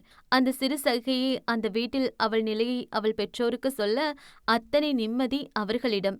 கவியனும் அலுவலகத்திலிருந்து அன்று சீக்கிரமே வந்திருக்க அவனுமே அங்குதான் அமர்ந்திருந்தான். நாங்க அன்னைக்கே வந்திருக்கணும். என் உடல்நிலையை பத்தி நீங்களே கேள்விப்பட்டிருப்பீங்க, அதான் வர முடியல. தமிழ்தான் வரவேண்டாம் என சொன்னது என்பது அங்குள்ள கவியன் வீட்டில் அனைவருக்கும் தெரியும். அது தெரியாமல் தன் மகளை ஏதும் நினைத்துக் கொள்வார்களோ என தன் உடல்நிலையை காரணமாக்கினார் அவர். அதிலிருந்தே தமிழின் மீதான அவரின் பாசம் புரிய தேவகி அருகில் அமர்ந்திருந்த தமிழின் கைகளை பிடித்துக் கொண்டார். இனி நீதான் என் மருமகள் எனும் விதமாகவோ? என்னதான் அவர் தமிழிடம் அவள் குடும்பத்திடம் காட்டிக்கொள்ளாவிட்டாலும் அவர்களின் சிறு அதிருப்தி தெரிந்தது. ஆனால் இப்போது அந்த குடும்பத்தை பார்க்கும்போது அதுவும் கூட நீங்கிவிட்டது. தன் தந்தைக்காக மட்டுமே தனக்கு விருப்பமில்லாத ஒருவனை மணந்து கொண்ட மகள், தன் மகளை விட்டுக் கொடுக்காத தந்தை, தமிழ் அவர்களின் மீது கோபமாக இருப்பதும் தேவகி அறிந்தே இருக்க, காவிரியும் அர்ஜுனும் தமிழ் வந்ததிலிருந்து தங்களிடம் பேசுவாளா என அவள் முகம் பார்த்து கொண்டிருப்பதை பார்த்து லேசாக சிரிப்பு வந்தது தேவகிக்கு. பணக்கார குடும்பம் என்றவுடன் சினிமாவில் வருவது போல என் பணம் என்ன, அந்தஸ்து என்ன என எப்போதும் பேசிக் கொண்டிருக்கும் பகட்டு குடும்பத்தை அவர் எதிர்பார்த்திருக்க, அவர் முன் அமர்ந்திருந்தவர்களின் குணம் அவர் நினைத்ததற்கு மாறாக அல்லவா இருக்கிறது? நீங்களே அங்க இருந்திருந்தா கூட நான் எடுத்த முடிவைதாம்மா எடுத்திருப்பீங்க. என்று அன்று கவியன் சொன்னது இப்போது ஞாபகம் வந்து போனது. அது எத்தனை உண்மை என இப்போது தோன்றியது. ரிசப்ஷன் நீங்க எப்ப சொல்றீங்களோ அப்பவே வச்சுக்கலாம் என காவேரி சொல்ல, ரிசப்ஷனா? யாருக்கு? என கேட்டது கவியனேதான். காவேரி இதுபோல ஏதும் யோசனையோடுதான் வந்திருப்பார் என ஏற்கனவே கணித்திருந்ததால் தமிழ் பெரிதாக அதிரவில்லை. உங்களுக்கும் தமிழுக்கும் தான் மாப்பிள என சிரிப்புடன் காவேரி கூற, தேவகி தமிழிடம் கேட்ட கேள்வியில் அவரின் புன்னகை முகம் அப்படியே மறைந்து போனது. நாங்களும் எங்க சொந்தக்காரங்களுக்கெல்லாம் சொல்லணும். நேர்ல போய் சொன்னாதான் கரெக்டா இருக்கும். இன்னும் 1 மாசத்துல வச்சுக்கலாம். தமிழ் உனக்கு ஓகேவா என தேவகி தமிழிடம் கேட்க, காவேரிதான் அதிகம் அதிர்ந்தது. அவள் வருவதற்கு முன்பே அனைத்தையும் முடிவு செய்து விட்டால் அவளால் ஒன்றும் செய்ய முடியாது என எண்ணி வந்திருந்தார். அவரின் மனநிலை இப்படி என்றால் கவியனோ அவள் கண்டிப்பாக வேண்டாம் என்றுதான் சொல்வாள். எப்படி அனைவரையும் சமாளிப்பது என யோசிக்க ஆரம்பித்திருந்தான். நீங்க எப்போ அரேஞ்ச் பண்ணாலும் எனக்கு ஓகேதான் அத்தை என பதில் அளித்து காவேரி, கவியன், அர்ஜுன் மூவரையும் திகைப்பில் ஆழ்த்தியிருந்தாள் தமிழ். பிரபாகரனுக்கு தெரியும், தான் அவமானப்படும்படியோ மற்றவர்களுக்கு பதில் கூறும் நிலையிலோ தன் மகள் என்னைக்கும் தன்னை நிறுத்த மாட்டாள் என்று. இருந்தும் கூட அவருக்குமே சிறு ஆச்சரியமே. அதற்கு மேல் என்ன, ரிசப்ஷனுக்கு எல்லோரையும் அழைப்பது, துணி எடுப்பது என வேலைகள் பரபரப்பாக நடக்கத் தொடங்கியிருந்தன. சரவணனும் தேவகியும் அழைக்க சென்ற இடங்களில் எல்லாம், ஏன் கண்ணு தெரியாத போன கவியனுக்கு பாத்தீங்க? பணம் இருக்குது, பெரிய இடம்னு ஒத்துக்கிட்டீங்களா? கவியனுக்கும் அந்த பொண்ணுக்கும் காதலா? எப்ப திருமணம் நடந்துச்சு? வீட்டுக்கு தெரியாம கல்யாணம் பண்ணிக்கிட்டாங்களா? என ஏகப்பட்ட கேள்விகள். யாரிடமும் சொல்லாமல் 2 குடும்பம் மட்டுமே வைத்து ஃபங்க்ஷனை செய்துவிட்டால் என்ன என்ற நிலைக்கு வந்திருந்தனர். அனைவருக்கும் அவன் திருமணம் பற்றி தெரிவிக்கவே அந்த நிகழ்ச்சி ஏற்பாடே. அதனாலேயே வேறு வழி இல்லாமல் பொறுத்து கொண்டனர். அத்தியாயம் 10. நாட்கள் மிக வேகமாகவே ஓடியிருக்க ரிசப்ஷனுக்கான நாளும் வந்தது. கிட்டத்தட்ட அவர்களுக்கு திருமணமாகி 1 மாதம் ஆகிவிட்டதே. 1 வருடம் எனக்கான வாய்ப்பாக தாய் என கேட்டவன் அந்த 1 மாதத்தில் என்ன அவளிடம் மாற்றிவிட்டானாம்? அந்த கேள்விக்கு பதிலே இல்லை அவனிடம். என்னதான் அவள் விளக்கியே நிறுத்தினாலும் அவளுக்கு பிடித்த உணவுகளை காவேரியிடம் கேட்டு அதை வாங்கி வந்து தருவது, அவள் கேட்கிறாளா என தெரியாமலே தன் அருகில் கண்மூடி படுத்திருப்பவளிடம் அவன் ஆசைகள், கனவுகள், கடந்த காலத்தில் அவன் பட்ட கஷ்டங்கள், அவர்கள் இருவருக்குமேயான அவன் எதிர்கால திட்டங்கள் என கூறிக்கொண்டிருப்பான். தமிழை எப்படி இம்ப்ரெஸ் செய்வது என தெரியாமல் அவன் செய்து வைத்த கோமாளித்தனங்களும் ஏராளமே. அனைத்தையும் யோசித்தபடிதான் மேடையில் நின்றிருந்தான். என்ன பண்ணி என்னோட அன்பை உனக்கு புரிய வைக்கிறதுனே தெரியல இசை. என்கிட்ட இருந்து விலகி போயிடுவியோன்னு உன்னை பத்தி யோசிச்சு இன்னும் அதிகமா உன்னை நேசிக்க ஆரம்பிச்சுட்டேன். ஆனா இன்னும் நீ அப்படியேதான் இருக்க என யோசித்தபடி அவன் நிற்க, அவன் மனநிலையை மாற்றவென வந்தாலோ அவள் சிவப்பு நிற லெஹங்காவில் தங்க நகைகள் பூட்டி மிதமான அலங்காரத்தில் அழகு பதுமையென நடந்து வந்தவளைக் கண்டவன் சிலையென நிற்க, அந்த பதுமை அவனிடம் ஏதோ கூறுவது தெரிந்தும் கூட அவன் புரியாமல் நிற்க, கவியன் இருக்கீங்களா? இந்த ட்ரெஸ் ஓகே தானே? இவ்ளோ மேக்கப்லாம் நான் போடவே மாட்டேன். ரொம்ப ஹெவியா ஃபீல் ஆகுது என உண்மையாகவே கவலையுடன் கூற, ரொம்ப அழகா இருக்க இசை என்று அவனின் குரலில், அதில் உள்ள பாவனையில், அதில் பொதிந்திருந்த ரசனையில் அதுவரை இருந்த நிலை மாறி அவன் அருகில் நிற்கவே ஒரு தயக்கம் ஒட்டிக்கொண்டது அவளுக்குள். அவளுக்கு மட்டுமே தெரியும், அவனை விட்டு அவள் விலகி செல்வது அவன் மீது உள்ள பிடித்தமின்மையால் அல்ல, அவன் ஒவ்வொரு செய்கையிலும் அதிகமாய் அவன் பிடித்து போவதால் என்று. கவியனின் சொந்தங்கள், நண்பர்கள் என பலரும் வாழ்த்து வந்திருக்க, இசை பக்கமும் மீண்டும் அனைவரையும் அழைத்தே இருந்தனர். அந்த திருமணத்தை பற்றிய சலசலப்புகள் தொடர்ந்தாலும் அது எதுவுமே தமிழின் காதை எட்டாமல் பார்த்து கொண்டனர். எப்போதும் தமிழுக்கு அவள் குடும்பம் பக்கபலம்தான். இப்போது கவியனின் மூலம் இன்னொரு குடும்பமும் அவளுக்கு கிடைத்திருந்தது. எப்போதும் அவனை அவள் கரம் பிடிப்பான். இப்போது முதல் முறை அவன் மீதான நெஞ்சம் நிறைந்த நேசத்துடன், நிறைவான புன்னகையுடன் அவன் கரம் பிடித்திருந்தாள் தமிழ். பாவம் நம் கவியன்தான். அவள் மாற்றத்திற்கான காரணம் புரியாமல், இது அவள் குடும்பத்திற்காகவா இல்ல தனக்காகவா என புரியாமல் நின்றிருந்தான். நிகழ்ச்சி நல்ல முறையில் முடிந்திருந்தது. அடுத்தவர்கள் திருமண இரவிற்கான ஏற்பாட்டை 2 குடும்பத்தாரும் அவர்களுக்கே தெரியாமல் ஏற்பாடு செய்திருக்க, திருமணம் முடிந்து ஏற்கனவே 1 மாதம் ஆகியிருக்க, வேறு எந்த ஆர்ப்பாட்டமும் இல்லாமல் அமைதியாகவே அறைக்கு அனுப்பி வைத்தனர். கதிரும் அர்ஜுனும் மட்டும் கவியனை பார்த்து அடிக்கடி ஏதோ பேசி தங்களுக்குள் சிரித்து கொள்ள, அதை கவனித்தாலும் பெரிதாக கண்டு கொள்ளாமல் அறைக்கு தமிழின் கைப்பிடித்து அழைத்து செல்ல, கதவை திறந்து அந்த அறையை பார்த்தவனுக்கு ஹார்ட் அட்டாக் வராததுதான் குறை. அட பாவிங்களா, இதுக்குதான் என்ன பார்த்து அப்படி சிரிச்சிங்களா? இன்னைக்குதான் நான் கொஞ்சமா சிரிக்கிற அளவுக்கு அவளே என் கைப்பிடிக்கிற அளவுக்கு வந்திருக்கு. அதுக்குள்ள இப்படியெல்லாம் ஏற்பாட பண்ணி வச்சு என் வாழ்க்கையில குண்டு வச்சிட்டீங்களேடா. என மனதிற்குள்ளேயே அவர்களை திட்டி தீர்த்தவன் நுழையும் போதே வந்த மலர்களின் மனத்தை அவளும் உணர்ந்துவிட உள்ளே நுழைந்ததும் கதவை அடைத்தவன் இதுக்கும் எனக்கும் எந்த சம்பந்தமும் இல்ல இசை. அந்த கிறுக்கு பசங்க ஏதோ பண்ணி வச்சிருக்காங்க. என படபடப்புடன் கூற அவள்தான் எழுந்த சிரிப்பை அடக்க அரும்பாடுபட்டாள். அவனோ வேகமாய் சென்று பூ அலங்காரங்களை கலைத்துக் கொண்டிருந்தான். எல்லா பூக்களையும் அறையின் ஒரு ஓரமாக குமித்த பின்னரே நிம்மதி பெருமூச்சு விட்டான். அவள் எங்கு அவனை தவறாக எண்ணி விடுவாளோ என அவன் இவ்வளவும் செய்திருக்க அவளோ அவனை கண்டு கொண்டதாக கூட தெரியவில்லை. கவியன், கழுத்துல நெக்லஸ் கொஞ்சம் டைட்டா இருக்கு, கழட்டி விட முடியுமா என அவள் கேட்க அவன் நிலைமைதான் பரிதாபமாய் போனது. அவனும் எவ்வளவு நேரம்தான் நல்லவனாகவே நடித்துக் கொண்டிருப்பது.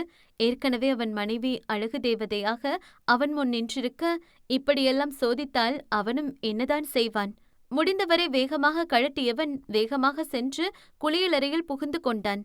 என்னடா கவியா, உன் நிலைமை இப்படி ஆயிட்டு?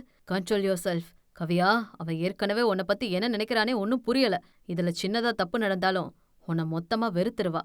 தன் உணர்வுகளை கட்டுக்குள் கொண்டுவர வெகுவாக போராடியவன் அதில் வெற்றியும் காண அவன் குளியலறை விட்டு வெளியே வருகையில் உடைமாற்றி விட்டு அவள் உறங்கியும் இருந்தாள். தானும் சத்தமிடாமல் கட்டிலின் மறுபுறம் படுத்துக் கொண்டான். உண்மையில் அவள் உறங்கிவிட்டாளா என்றால் அதுதான் இல்லை. என்னதான் அவள் மனதில் அவன் இருந்தாலும் தன் நேசத்தை கூட அவனிடம் இன்னும் உரைக்காத நிலையில் அடுத்த கட்டத்திற்கு செல்ல அவள் தயாராக இல்லை. அது மட்டுமின்றி திருமணம் என்ற ஒன்றால் அவள் பட்ட அவமானங்களும் ரணங்களும் அதிகம். அதுவே இந்த வாழ்வு நிலைக்குமா என்ற கேள்வியை, பயத்தை அவளுக்குள் விதைத்து கொண்டே இருக்கிறது. எவ்வளவாய் மனதளவில் அவனிடம் நெருங்குகிறாளோ அதே அளவுக்கு அவளுள் பயமும் அதிகரித்து கொண்டேதான் இருக்கிறது.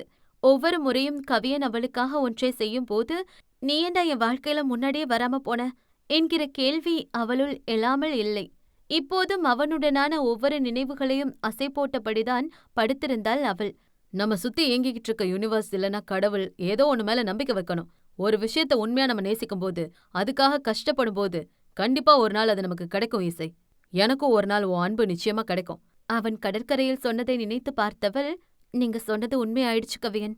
ஆனா 1 வருஷத்துக்குள்ள இல்ல, 1 மாசத்துக்குள்ளேயே. இன்னும் எனக்கு டைம் கொஞ்சம் வேணும். என் பயங்கள்ல இருந்து நான் வெளியில வரணும். சீக்கிரமே உங்க இசையோட அன்பு மட்டும் இல்ல, அவளும் உங்களுக்கு கிடைப்பா என தனக்குள் சொல்லிக் கொண்டாள் தமிழ். இருவருமே வெகுநேரம் தங்கள் சிந்தனைகளுக்குள் உழன்றவர்கள் பாதி இரவிற்கு பிறகே உறங்கி போயினர். அத்தியாயம் 11. கவியன்தான் முதலில் எழுந்தது. மணி நேரம் 8 கடந்திருக்க அவசரமாக எழுந்து குளியலறைக்குள் புகுந்து கொண்டான். சொந்தக்காரர்கள் இன்னும் சில பேர் வீட்டில் தங்கியிருக்க நேரம் தாமதமாக வெளியே போனால் அவர்களின் கற்பனையும் கேலியும் கிண்டலும் எப்படி இருக்கும் என்றுதான் அவனுக்கு தெரியுமே. தமிழ் இன்னுமே உறங்கிக் கொண்டிருக்க அவளை எழுப்ப மனமின்றி முதலில் தான் குளித்துவிட்டு வருவோம் என்றுதான் அவன் குளிக்க வந்தது. ஆனால் குளியலறை நீர் சத்தத்திலேயே தமிழ் எழுந்திருந்தாள். எப்பொழுதும் அவள் கட்டிலின் அருகில் வைத்திருக்கும் பிரெய்லி வாட்சை எடுத்து மணியை தெரிந்து கொண்டவள் தானுமே குளிப்பதற்கு தேவையான பொருட்களை எடுக்க துவங்கி இருந்தாள். அவன் குளித்துவிட்டு வந்தபின் அவள் குளிக்கப் போக குமிந்திருந்த பூக்களை அள்ளி குப்பை தொட்டியில் போடுவது அவன் முறையானது. இருவரும் தயாராகி கீழே வர மணி 9 நெருங்கி இருக்க அவன் நினைத்தது போலவே அவர்களை பற்றிய கேலியும் கிண்டலுமாக அந்த நாள் தொடங்கியது. அடுத்தடுத்து கவியன் வீட்டு உறவுகளின் வீட்டில் விருந்துகள் என நாட்கள் வேகமாக சென்றன. அவள் கண் பார்வை பற்றியோ அவளை காயப்படுத்துவது போன்றோ சிறு வார்த்தை வந்தாலும் அதை வளரவிடாமல் அவளுக்காக அவன் பேச பொண்டாட்டிதாசன் என்று கூட அவனை கேலி செய்தார்கள். அதையெல்லாம் அவன் கண்டுகொள்ளவே இல்லை. ஆம், அப்படித்தான், அதற்கென்ன என எளிதாக முடித்துவிட அவர்களும் சிறு சிரிப்புடன் கடந்து விட்டார்கள். தமிழ் தன் வகுப்பறையில் வகுப்பெடுத்துக் கொண்டிருக்க அவள் போன் அடிக்கவும் எடுத்து அவள் காதில் வைக்க, மேம், உங்களை பார்க்க ஆனந்தின்னு ஒருத்தங்க வந்திருக்காங்க. கவியன் சாரோட ஒர்க் பண்றதா சொல்றாங்க ஏன்னா அந்த பெண் சொல்ல, ஓகே பிரியா, அவங்கள ஒரு 10 மினிட்ஸ் வெயிட் பண்ண சொல்லுங்க, இந்த கிளாஸ் முடிச்சுட்டு வர என கூற, ஓகே மேம் என வைத்து விட்டாள் பிரியா. தமிழ் சொன்னதை பிரியா அப்படியே ஆனந்தியிடம் சொல்லி இருக்க, ஓகே என கூறிவிட்டு அங்கு போடப்பட்டிருந்த இருக்கையில் அமர்ந்தவள், பெரிய இவ வெயிட் பண்ணிதான் அவளை பார்க்கணுமோ என பொறுமிக் கொண்டுதான் அமர்ந்திருந்தாள். ஆனந்தி கவியனை ஒரு தலையாக காதலித்தாள். எப்போதும் புன்னகை முகத்துடன் துருதுருவென சாக்லேட் பாய் தோற்றத்தில் இருப்பவனை பார்த்ததுமே மிகவும் பிடித்து போனது. அதிலும் பிரபாகரனுக்கு அடுத்த இடத்தில் உயர் பதவியில், அதே நேரம் பிரபாகரனின் பிஏவாக இருப்பவனை அனைவருமே மரியாதையுடன் பார்க்க, அவன் திறமையும் அங்கு அவனுக்கு இருக்கும் அங்கீகாரமும் அவன் மீது ஒரு பிரமிப்பை, ஈர்ப்பை கொடுத்தது. அவள் பலமுறை தன் விருப்பத்தை மறைமுகமாக தெரியப்படுத்தியும் அவன் எந்த பதில் வினையும் மாற்றாததில் குழம்பி போயிருந்தாள்.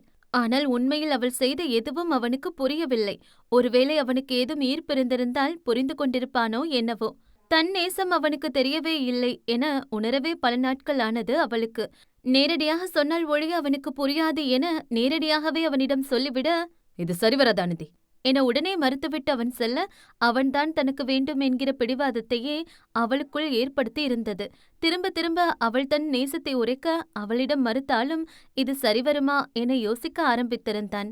எப்போதாவது அவள் செய்கைகளை கவனிக்கும் அவனை வைத்தே அவன் யோசிக்க ஆரம்பித்து விட்டான் என அவள் எண்ணி இருக்க, அப்போது எதிர்பாராத இடியாய் வந்து சேர்ந்தது அவன் திருமண செய்தி. அதுவும் அந்த கம்பெனியின் ஓனர் மகளுடன். கஷ்டமாக இருந்தாலும் இனிமேல் இது சரிவராது என தேற்றிக்கொள்ள முயற்சித்தாள்தான். ஆனாலும் இது கவியனுக்கு கட்டாய திருமணம் போலதானே. என்னதான் பணம் இருந்தாலும் அதற்காக கண் தெரியாத பெண்ணுடன் அவன் ஏன் வாழ வேண்டும்? நான் அவர்களின் உறவிற்கு நடுவில் போகவில்லை. அந்த பெண்தான் எனக்கும் கவியனுக்கும் நடுவில் வந்துவிட்டாள் என தான் செய்வதுதான் சரியென முடிவு செய்து கொண்டவள் கவியனிடம் இது பற்றி பேச, கவியன், எனக்கு தெரியும் இது உங்களுக்கு கட்டாய கல்யாணம்னு. பிரபாகரன் சாருக்காகத்தானே ஒத்துக்கிட்டீங்க. பணத்துக்காக உங்க வாழ்க்கை இழந்துடாதீங்க என ஆனந்தி அவனிடம் வந்து சொல்ல, லிசன் ஆனந்தி, நீங்க நினைக்கிற அளவுக்கெல்லாம் ஒண்ணுமே இல்ல. என் விருப்பத்தோட தான் அந்த கல்யாணத்தை பண்ணிக்கிட்டேன். அண்ணா ரொம்ப சந்தோஷமா தான் இருக்கேன். இனிமேலாவது மூவ் ஆன் ஆக பாருங்க என கூறிவிட்டு சென்றுவிட, அவளால் தான் அவன் சொல்வதை ஏற்றுக்கொள்ள முடியவில்லை. அதற்கு பிறகு அவள் பலமுறை பேச முயன்றும் அவன் பேச தயாராக இல்லை.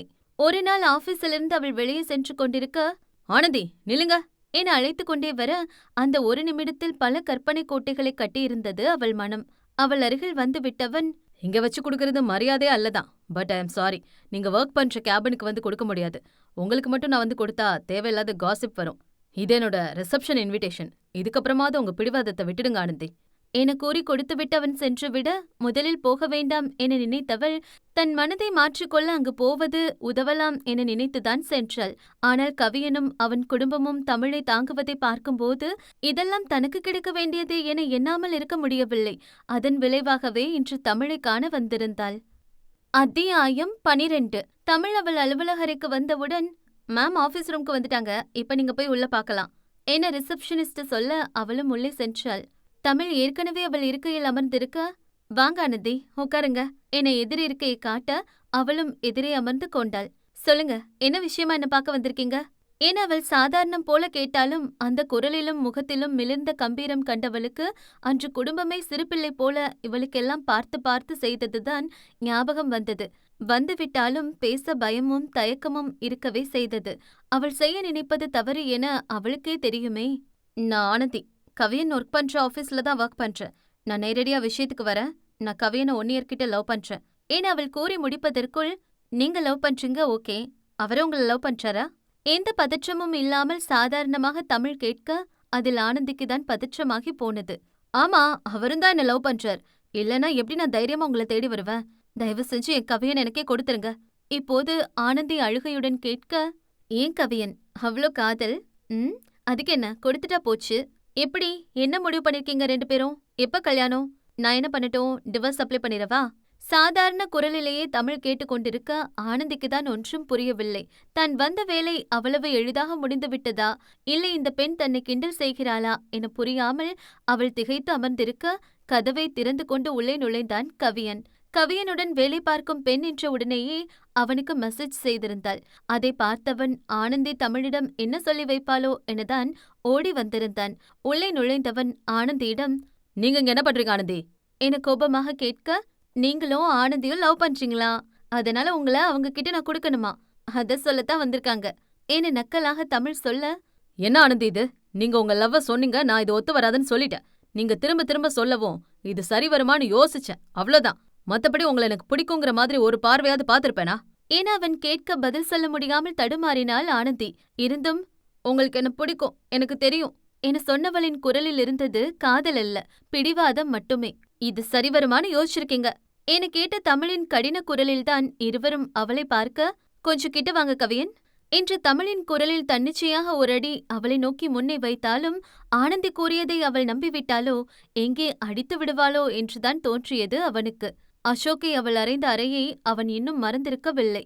தமிழின் கோபம் பற்றியும் அவனுக்கு தெரியும். அடித்துதான் விட்டாள் தமிழ். ஆனால் வேறு விதமாக. அமர்ந்திருந்தவள் சட்டென எழுந்து நின்று காற்றில் துளாவி அவன் சட்டையை பிடித்தவள் அருகே இழுக்க, அவன் இழுப்பிற்கு இசைந்து அவள் அருகே சென்றவன் நிச்சயம் அவளின் அடுத்த செய்கையை எதிர்பார்க்கவில்லை என்பதை அவன் அதிர்ச்சி முகமே சொன்னது. கவியனை அருகே இழுத்தவள் தன் கரங்களில் அவன் முகம் பற்றி அவன் இதழ்களில் ஆழமாக இதழ் பதித்திருக்க, அதை அதிர்ச்சியுடன் பார்த்திருந்தாள் ஆனந்தி.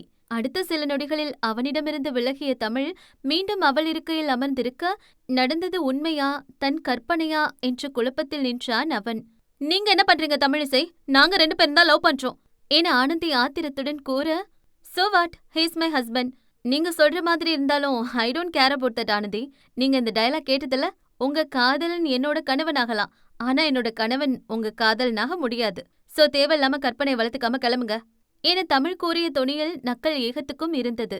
தமிழின் இந்த அவதாரத்தை பார்த்தபடி நின்றிருந்தான் கவியன். ஆச்சரியமாக பார்த்திருந்தானா, இல்லை காதலுடன் ரசித்திருந்தானா? அவனுக்குத்தான் தெரியும் அது. தமிழ் இவ்வளவு பேசும் போதும் தன் பக்கம் கூட திரும்பாமல் அவளை ரசித்து அவன் பார்த்து கொண்டிருப்பதை வெறுப்புடன் பார்த்துவிட்டு எழுந்து கதவை நோக்கி நடந்தாள். சரியாக அவள் கதவை திறக்கும் நேரம், 1 minute மிஸ் ஆனந்தி என தமிழ் கூறவும் ஆனந்தி திரும்பி பார்க்க, தமிழ் எழுந்து அவன் கரங்களுக்குள் தன் கரங்களை கோர்த்து கொண்டவள், he's mine, always mind it என சொல்ல அவளை கோபமாக முறைத்துவிட்டு வேகமாக வெளியேறினாள் ஆனந்தி. கதவு சாத்தப்பட்ட அடுத்த நிமிடமே தன் கரங்களை விடுவித்துக் கொண்டவள், அந்த பொண்ணு போயாச்சு, நீங்களும் கிளம்புங்க என சாதாரணமாக சொல்லிவிட்டு அவள் கதவை நோக்கி நடக்க, அவள் கரம் பிடித்தவன், இசை, அந்த பொண்ணு சொன்ன மாதிரி எதுவுமே என அவன் விளக்க முற்பட, எனக்கு தெரியும் என் கவியன் எப்படிப்பட்டவர்னு என சொல்லிவிட்டு திரும்பி அவன் கன்னத்தில் இதழ் பதித்து அவள் திரும்பி செல்ல அவன்தான் உறைந்து நின்றிருந்தான். அவள் முகத்தில் நிறைந்திருந்த நாண புன்னகை அவன் இதுவரை காணாததாயிற்றே. என்ன பெண்ணிவள் என எண்ணி அதிசயிக்காமல் இருக்க முடியவில்லை அவனால். அவளை தொடர்ந்து வந்தவன் அவள் ஒரு வகுப்பிற்குள் நுழையவும் அவளை எண்ணி சிரித்தவாறே தன் அலுவலகம் நோக்கி சென்றிருந்தான் கவியன். அத்தியாயம் 13. அலுவலகம் வந்துவிட்டானே தவிர வேலை பார்ப்பதுதான் கடினமாக இருந்தது. ஹீஸ் மைன், அவள் சொன்னதை நினைத்து சிரித்துக் கொண்டிருந்தான். ஒரு வழியாக வேலையை முடித்துவிட்டு வீடு திரும்பியவன் பல எதிர்பார்ப்புகளுடன் வீட்டிற்கு வந்து சேர தமிழ் வீட்டில் இல்லை. தன் ரூம் முதல் வீடு முழுவதும் பார்த்துவிட்டவன், அம்மா இசை எங்கம்மா இன்னும் வரலையா என கேட்க, இசை அவங்க அம்மா வீட்டுக்கு போயிருக்காடா, ஒரு 2 நாள் அங்க இருந்துட்டு வரேன்னு சொன்னா. ஸ்கூல்ல இருந்து ஸ்ட்ரெயிட்டா அங்க போயிட்டா என அவர் சொல்லி முடிக்க, என்னது 2 நாளா என கேட்டுவிட்டு மாடியை நோக்கி ஓடியவன் சிறிது நேரத்தில் கையில் பேகுடன் வந்தான். அம்மா நான் இசை வீட்டுக்கு போயிட்டு வரேன் என சொல்லிவிட்டு அவர் பதில் கூறும் முன் வேகமாக வெளியே சென்று விட, என்னங்க இவன் 2 நாள் இசையை விட்டுட்டு இருக்க மாட்டானா, இப்படி ஓடுறான் என கேட்க, என் பையன் என்ன மாதிரி தானே இருப்பான் தேவகி, என் மருமக மேல அவ்வளோ பாசம் என அவர் சொல்ல, யாரு நீங்க? நமக்கு கல்யாணம் ஆன புதுசுல உங்க அம்மா கூட சண்டை போட்டுக்கிட்டு என் அம்மா வீட்டுக்கு போயிட்ட. 1 மாசம் ஆகியும் நீங்க உங்க அம்மா பேச்ச மீற முடியாம என்னை கூப்பிட வரவே இல்ல. அப்புறம் நானாதான் வந்தேன். இத்தனைக்கும் உங்க அம்மாவுக்கும் எனக்கும் நடந்த சண்டையில அவங்க மேலதான் தப்பு. அப்படியெல்லாம் பண்ணிட்டு என்ன மாதிரியே என் புள்ளையாம் என முறைத்துவிட்டு அவர் போக அங்கே பாவமாக நின்றிருந்தார் சரவணன். அவர் ஒரு வார்த்தை பேசினாலும் அவர் கடந்த இத்தனை வருட கதைகளும் கிளறப்படுமே. கடவுளே, இதுக்கு ஒரு முடிவே இல்லையா என புலம்பியபடி வேறுபுறம் சென்றிருந்தார். தமிழின் வீடு வரை வந்துவிட்டவன் சிறிது யோசனையாக நின்றிருக்க அர்ஜுன் அவனை பார்த்துவிட்டு, மாம்ஸ் என்ன அங்கே நின்ட்டீங்க, உள்ள வாங்க. அக்கா இன்னைக்குதான் இங்க வந்தா, நீங்களும் பின்னாடி வந்திருக்கீங்க. அக்கா கூட எதுவும் சண்டையா, இல்ல அக்கா விட்டுட்டு இருக்க முடியலையா என கவியனை கிண்டல் செய்து கொண்டிருக்க அங்கே வந்தனர் காவேரியும் பிரபாகரனும். வாங்க மாப்ள, காஃபி எடுத்துட்டு வரவா என காவேரி கேட்க, சாப்பிட்ற நேரத்துல எதுக்கு காஃபி, நீ சாப்பாடு எடுத்து வை, எல்லாருமே சாப்பிடலாம் என சொல்லிக் கொண்டிருந்தார். கவியன் அவர்களிடம் பேசிக் கொண்டிருந்தாலும் அவன் கண்களோ அவளை தேடி அலைபாய்ந்து கொண்டிருந்தது. அதை கவனித்துவிட்ட பிரபாகரன், அர்ஜுன் போய் தமிழை சாப்பிட அழைச்சிட்டு வா என கூற அவனும் எழுந்து சென்றான். சிறிது நேரத்தில் தமிழும் அர்ஜுனும் இறங்கி வர கவியனின் கவனம் முழுவதும் அவனவளின் மீதே. உணவோடு அனைத்து விசாரிப்புகளும் பேச்சும் கூட முடிந்திருக்க அவரவர் அவர்கள் அறைக்கு சென்றுவிட தமிழின் அறைக்கு சென்றான் கவியன். அறைக்குள் நுழைந்து கதவை அடைத்த அடுத்த நிமிடம் கவியனின் இறுகிய அணைப்புக்குள் இருந்தாள் தமிழ். என்ன இசை, என்கிட்ட சொல்லாம இங்க வந்துட்ட? நான் வீட்டுக்கு போன உடனே உன்னதான் தேடினேன் தெரியுமா என அவன் கேட்க, நான் எதுக்கு அங்க இருக்கணும்? இது சரிவருமானு யோசிச்சேன்னு சொன்னீங்க, ஏன் யோசிக்க மட்டும் செஞ்சீங்க? அந்த ஆனந்தியவே கல்யாணம் பண்ணிக்க வேண்டியதானே ஏன் அவன் கழுத்து வளைவில் முகம் புதைத்தபடி அவள் பேச, அவளின் இதழ் உரசலில் ஏதேதோ மாற்றங்கள் அவனுக்குள். என் இசை என் மேல இவ்ளோ பொசசிவ்னு, என்னை என் இசைக்கு இவ்ளோ பிடிக்கும்னு எனக்கு இன்னைக்கு தான் தெரியும் இசை. இனிமே இப்படி ஆகாம பாத்துக்கிறேன். ஏன் அவன் சொல்ல, அவன் கழுத்து பகுதியிலேயே நன்றாக கடித்து வைத்து விட்டாள் இசை. அடியே ராட்சசி, எதுக்குடி இப்படி கடிச்ச? ஏன் அவன் விலக, அவனை விலக விடாமல் அணைத்து கொண்டவள், ராட்சசின்னு இன்னைக்குதான் தெரிஞ்சுதா? என்னோட இசை என் பொண்டாட்டின்னு டயலாக் பேசும்போது தெரியலையா? இனிமே நீங்களே நினைச்சாலும் தப்பிக்க முடியாது. You are mind it. ஏன் அவள் கோபமாக சொல்ல, சிரித்து கொண்டவன், ஆக்சுவலி நான் ஆனந்திக்கு தான் நன்றி சொல்லணும். அந்த பொண்ணால தான் உன் மனசுல என்ன இருக்குன்னு எனக்கு தெரிஞ்சிருக்கு. ஏன் அவன் சொல்ல, இன்னொரு வாட்டி அந்த பேரு உங்க வாயில வந்துச்சு, அவ்வளவுதான் சொல்லிட்டேன். எவ்ளோ தைரியம் இருந்திருந்தா என்கிட்டே வந்து என் கவியன் எனக்கு கொடுத்துருங்கன்னு கேப்பா? 4 அற விட்டுருக்கணும், பைத்தியம். ஏன் அவள் திட்டிக் கொண்டிருக்க சிரித்தபடி கேட்டுக் கொண்டிருந்தான் கவியன். எனக்கு இந்த இசைய ரொம்ப பிடிச்சிருக்குடி. என அவன் இன்னுமே இறுக்கிக் கொள்ள, அப்போதுதான் அவன் குரலின் மாற்றம் அவளுக்கு புரிய, இப்போது அமைதி அவளிடம். கவியன், உங்க முகத்தை நான் தொட்டு பார்க்கலாமா? நான் எப்படி இருப்பேன்னு உங்களுக்கு தெரியும், ஆனா நீங்க எப்படி இருப்பீங்கன்னு எனக்கு தெரியாது. ஏன் அவள் கேட்க, அவளை கனிவுடன் பார்த்தவன் அவள் கரம் பற்றி அவன் முகத்தில் வைக்க, அவன் முகவடிவை முழுதாக தொட்டு உணர்ந்தாள் அவள். உனக்கு பிடிச்ச மாதிரி இருக்கேனா? ஏன் அவன் குறும்பாக கேட்க, எங்களுக்கு அழகு அப்படிங்கிறது கருப்பு வெள்ளை நிறத்திலையோ முகவடிவிலையோ இல்ல கவி, ஒருத்தரோட குணத்துல இருக்கு. எனக்கு என்னோட கவியன் அழகில்ல, அவரும் அவர் குணமும் பேரழகு. ஏன் அவள் ரசித்து கூற, ஒரு ஆண்மகனாக அவன் கர்வம் கொண்ட தருணம் அது. அவன் இதழ்களில் தன்னிதழ் பதித்தவள் தன் நேசத்தை காதலை கடத்த முயன்றாலோ என்னவோ, அவளது செய்கையை தனதாக்கிக் கொண்டவனின் ஊடல்களும் கூடல்களும் அவர்களுக்கே உரித்தான அழகிய நேரமாக மாறிப்போனது. அத்தியாயம் 14.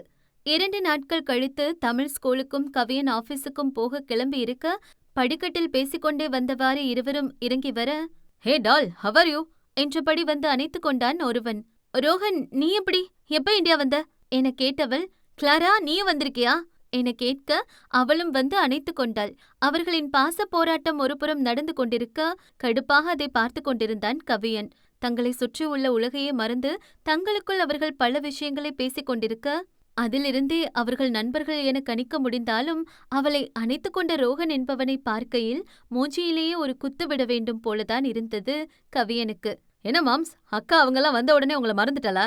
அவங்க 2 பேரும் அவ காலேஜ் ஃப்ரெண்ட்ஸ், 3 பேரும் ரொம்ப க்ளோஸ். அவங்க கூட இருக்கும்போது என் அக்காவை நானே வேற மாதிரி பாக்குற மாதிரி இருக்கும். ஏன் அவன் சொல்லிக்கொண்டே போக, இங்கு ஒருவனுக்கோ டென்ஷன் ஏறிக்கொண்டே போனது. தமிழ், ரோஹன், கிளாரா இருவரிடமும் அவனை அறிமுகப்படுத்தி வைக்க, அவனும் லேசாக சிரித்து வைத்தான். எத்தனை நாளைக்கு இங்கே ஸ்டே என தமிழ் கேட்க, நாங்க ஆல் இண்டியா டூர் பிளான் பண்ணி தான் வந்திருக்கோண்டால். இன்னைக்கு ஈவினிங்கே இங்கிருந்து கிளம்புறோம். ஏன் அவன் கூற, என்ன இப்படி சொல்ற?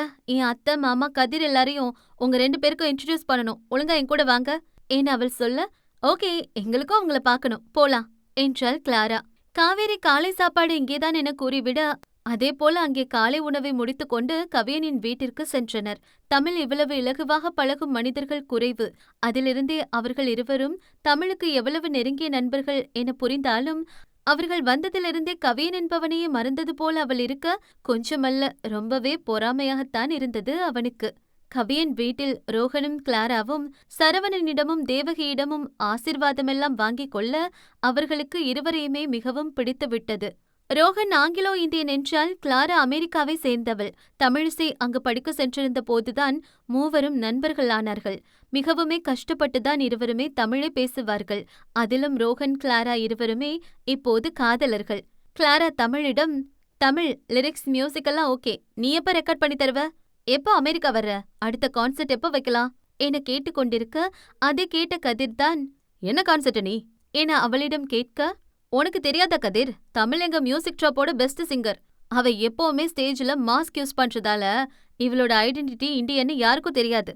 அந்த ஆல்பம்ஸ்ல இருந்து வர பணம் தான் தமிழிசை பிளைண்ட் ஸ்கூலோட மெயின் ஃபண்ட் என அவள் கூறிக்கொண்டிருக்க, கிளாரா, ரோஹன் தவிர மற்ற அனைவரும் அவளை ஆச்சரியமாகத்தான் பார்த்தனர். கவியனோ காதலோடு அவளை பார்த்திருந்தான்.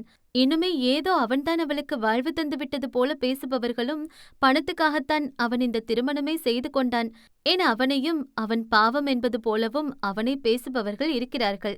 முகத்துக்கு நேராக பேசுபவர்களிடம் நேராகவே பேசிவிட முடியும். அவனுக்கு பின்னால் பேசுபவர்களை அவனால் என்ன செய்ய முடியும்?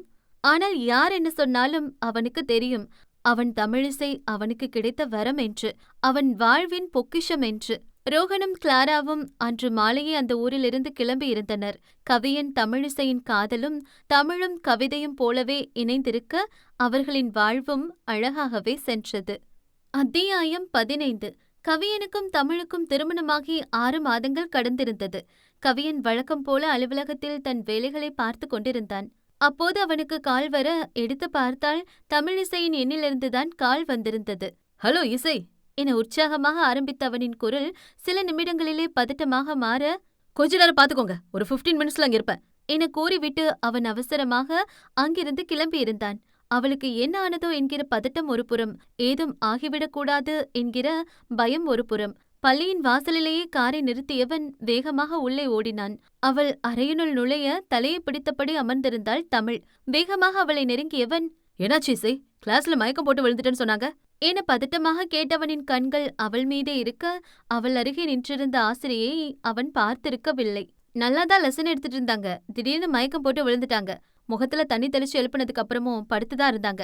இப்பதான் எழுந்து உட்கார்ந்திருக்காங்க என அந்த பெண் சொல்ல, ரிசப்ஷனிஸ்டாக பணிபுரியும் பெண் கையில் ஜூஸுடன் உள்ளே நுழைந்தவர் அவனிடம் கொடுக்க, தமிழ், ஜூஸ் குடிக்கிறியா? இப்போ ஓகேவா? ஹாஸ்பிடல் போலாமா என கேட்டவனின் குரலில் அத்தனை வருத்தம் இருந்தது. அவன் இசையை இப்படி இதுவரை பார்த்ததே இல்லை. எனக்கு எதுவும் வேண்டாம், ஹாஸ்பிடல் போலாம், தலை சுத்தல் குறையவே இல்ல என ஈன குரலில் சொல்ல, அடுத்த நிமிடமே தமிழை கைகளில் தூக்கியிருந்தான் கவியன். காரின் பின்புற இருக்கையில் படுக்க செய்தவன் காரை வேகமாக கிளப்பியிருக்க, 10 நிமிடங்களில் அருகில் உள்ள மல்டி ஸ்பெஷாலிட்டி மருத்துவமனையில் இருந்தனர் இருவரும். தமிழை அட்மிட் செய்து எல்லா டெஸ்டுகளும் செய்துவிட்டு IV ஃப்ளூயிட்ஸ் ஆரம்பித்திருக்க, அவள் இயல்பு நிலைக்கு திரும்பவே வெகு நேரம் எடுத்தது. அவள் அருகிலேயே அவள் கரங்களை பிடித்தபடி அமர்ந்திருந்தவனுக்கு கண்கள் லேசாக கலங்கியிருந்தது. அவள் மயக்கமா தூக்கமா என்று தெரியாத நிலையில் இருக்க, அவள் எழும் நொடிக்காகவே காத்திருந்தான். அவள் கரங்களை தன் கரங்களுக்குள் சிறை எடுத்தபடி தலை கவிழ்ந்து அமர்ந்திருந்தவன் அவள் கரங்கள் அசைவதை வைத்தே அவள் எழுந்துவிட்டதை உணர்ந்து கொண்டு நிமிர்ந்து பார்க்க, அவன் கரங்களின் இறுக்கத்தை உணர்ந்தபடி இருந்தாள். அவள் வாழ்வில் வந்த நாள் முதல் அன்பை மட்டுமே வழங்கிக் கொண்டிருக்கிறான். அது எப்படி என்றுதான் அவளுக்கும் புரியவில்லை. மனிதர்கள் என்றாலே வெறுக்கும் அளவிற்கு அத்தனை மனக்காயங்களை பேச்சால் மட்டுமே அனுபவித்தவள் அவள். ஆனால் அவள் குடும்பத்தை, பள்ளியை தாண்டி மனிதர்களின் மீதான நம்பிக்கையை அவளுள் விதைத்தவர்கள் கவியனும் அவன் குடும்பமும். மருத்துவர் உள்ளே வர அவள் கரத்தை விடுவித்துவிட்டு அவன் எழுந்து நிற்க, இப்போ எப்படி இருக்கு தமிழிசை என மருத்துவர் கேட்க, I am okay doctor, N husband கொஞ்சம் எப்படி இருக்காருன்னு பார்த்து சொல்லுங்க என உண்மையாகவே கவலையுடன் அவள் கேட்க, அவரோ, கசங்கி போன சட்டை, களைஞ்ச தலைமுடி, முகமே வெளுத்து போன மாதிரி தான் இருக்காரு. நீங்க மயக்கம் போட்டு விழுந்ததுல உங்களை விட இவர்தான் மோசமாயிட்டாரு தமிழிசை என சிரித்துக்கொண்டே அவர் சொல்ல, தானும் சிரித்து விட்டாள் தமிழ். அந்த டாக்டர் தமிழுக்கு நன்கு பழக்கமே. அவர் தங்கையின் மகளுக்கு தமிழ் போலவே பார்வை இல்லை. அந்த குழந்தை தமிழின் ஸ்கூலில் படித்துக் கொண்டிருக்கிறது. இவர்தான் அந்த பள்ளியை பற்றி கேள்விப்பட்டு அதில் சேர்த்து விட்டது. இப்படி சிரிச்சுட்டே இருங்க தமிழ், எப்பவும் உங்ககிட்ட ஒரு இறுக்கம் இருக்கும். இப்போ அது குறைஞ்ச மாதிரி இருக்கு. அப்புறம் உங்க ரிப்போர்ட்ஸ் எல்லாம் வந்துடுச்சு. நீங்க எப்போதும் சிரிச்சுட்டே இருக்க மாதிரி ஒரு நியூஸ் இருக்கு. நீங்க பிரெக்னண்டா இருக்கீங்க என புன்னகையுடன் சொல்ல, கவியன் தமிழிசை இருவருமே உறைந்துதான் போயினர். இப்படி ஒன்றை இருவரும் எதிர்பார்க்கவில்லை. என்னப்பா, சொன்ன உடனே சந்தோஷத்துல துள்ளி குதிப்பீங்கன்னு பார்த்தா 2 பேரும் உறைஞ்சு போன மாதிரி இருக்கீங்க என அவர் கேட்க, முதலில் தெளிந்தவன் கவியன்தான். தேங்க்யூ சோ மச் டாக்டர் என அவன் சொல்ல, புன்னகையுடன் தலையசைத்தவர் அங்கிருந்து சென்றுவிட, தமிழ்தான் தன் வயிற்றில் கை வைத்தபடி அப்படியே படுத்திருந்தாள். கண்களில் நீர் நிரம்பி இருந்தது. அதிர்ச்சியா ஆனந்தமா அவளிடம் பதில் இல்லை. பல வழிகளை மட்டுமே சில காலங்கள் நாம் கடந்துவிட்டு திடீரென எதிர்பாரா பல வசந்தங்கள் நம் வாழ்வில் வந்து போனால் எப்படி இருக்குமோ அதே நிலைதான் அவளுக்கும். அவள் மனநிலை அவனும் உணர்ந்து கொண்டானோ. தமிழ் என அழைத்தபடி அவள் வயிற்று பகுதியில் கரம் பதிக்க ஒரு சிலிர்ப்பு இருவருக்குள்ளும். கொஞ்ச நேரத்தில் டிஸ்சார்ஜ் ஆகி வீட்டுக்கும் இருவரும் கிளம்பி இருக்க, வரும்போதே காரை எவ்வளவு வேகமாக இயக்கினானோ அதற்கு அப்படியே மாறாக மெதுவாக காரை அவன் ஓட்ட, சிறிது நேரம் கழித்தே அதை உணர்ந்து கொண்ட தமிழ், இவ்ளோ மெதுவா ஓட்டுனீங்கன்னா நாம எப்ப வீடு போய் சேர்றது கவி? நம்ம குழந்தைக்கு ஒன்னாகாது, கொஞ்சம் வேகமா ஓட்டுங்க ஏன் அவள் கூற, அப்போதும் வண்டியின் வேகத்தை கொஞ்சம் அதிகரித்தானே தவிர வேகமாக ஓட்டவில்லை. சொல்லி சொல்லி பார்த்துவிட்டு தமிழே டயர்டாகி விட்டாள். ஏற்கனவே அயர்வாக இருந்தவள் உறங்கியும் போய்விட, 1 மணி நேரத்தில் செல்ல வேண்டிய இடத்திற்கு 2 மணி நேரம் கழித்தே வந்து சேர்ந்தான். காரில் தூங்கிக் கொண்டிருந்தவளை எழுப்ப மனமில்லாமல் அவளை தூக்கியபடியே உள்ளே வர, கதிர், சரவணன், தேவகி மூவருமே அவளுக்கு என்னவோ என பதறித்தான் விட்டனர். என்னடா தமிழ் அப்படி தூக்கிட்டு வர? என்னாச்சு அவளுக்கு? பதறி முதலில் கேட்டது சரவணன் தான். அவரின் பதட்டமான குரலை கேட்டு மற்ற இருவரும் வந்து பார்க்க அவர் குரலில் தமிழும் எழுந்திருந்தாள். கவி, என்ன பண்றீங்க? இறக்கி விடுங்க என்ன ஏன் அவள் கத்த. அப்போது மெதுவாகத்தான் இறக்கி விட்டான். ஏன் என்ன தூக்கிட்டு வந்தீங்க? எல்லாரும் என்ன நினைப்பாங்க? ஏன் அவள் மெதுவான குரலில் கேட்க. அம்மா, இசை ஸ்கூல்ல மயக்கம் போட்டு விழுந்துட்டாமா. ஹாஸ்பிட்டல் அழைச்சு போயிட்டு தான் வரேன். கார்ல வரும்போது கூட ரொம்ப டயர்டா தூங்குன மாதிரி இருந்தா, அதான் தூக்கிட்டு வந்தேன். இசை பிரெக்னெண்டா இருக்காமா, திருப்பி மயக்கம் போட்டு விழுந்துட்டா என்ன பண்றது? ஏன் அவன் ஒரு ஃப்ளோவில் சொல்லிவிட, என்னடா சொல்ற, தமிழ் பிரெக்னண்டா என தேவகி சந்தோஷமாக கேட்க, அப்போதுதான் ஃப்ளோவில் கூறிவிட்டதை உணர்ந்தவன் நடந்ததை முழுதாக சொல்ல, தேவகி தமிழை அணைத்துக் கொண்டவர் தமிழின் நெற்றியில் இதழ் பதிக்க, கங்க்ராட்ஸ் அண்ணி என் அவள் கையினை பிடித்துக் கொண்டான் கதிர். அவள் தலையில் கை வைத்த சரவணன், ரொம்ப சந்தோஷமா என அனைவரும் வாழ்த்த அதை சிரிப்புடன் பார்த்திருந்தான் கவியன். தேவகி பாயாசம் செய்து கவியன் தமிழ் இருவருக்கும் ஊட்டிவிட கதிரின் ஆர்ப்பரிப்பும் ஆரவாரமுமாக சென்றது பொழுது. கதிர் அர்ஜுனுக்கு உடனே விஷயத்தை சொல்லியிருக்க அவர்களும் கிளம்பி வந்திருந்தனர். பிரபாகரனுக்குத்தான் இதில் அதிக மகிழ்ச்சியே. தன் மகளுக்கு பிடிக்காத ஒரு திருமணத்தை கட்டாயப்படுத்தி செய்து வைத்து விட்டோமே என்ற குற்ற உணர்ச்சி அவருள் இருக்கத்தான் செய்தது. இப்போது அவள் மகிழ்ச்சியுடன் இருப்பதை பார்க்க அத்தனை உவகை மனதினுள். அத்தியாயம் 16. நாட்கள் மாதங்களாக அவளின் வளைகாப்பு நாளும் வந்தது.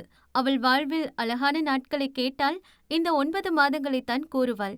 அவ்வளவு அழகான நாட்கள்.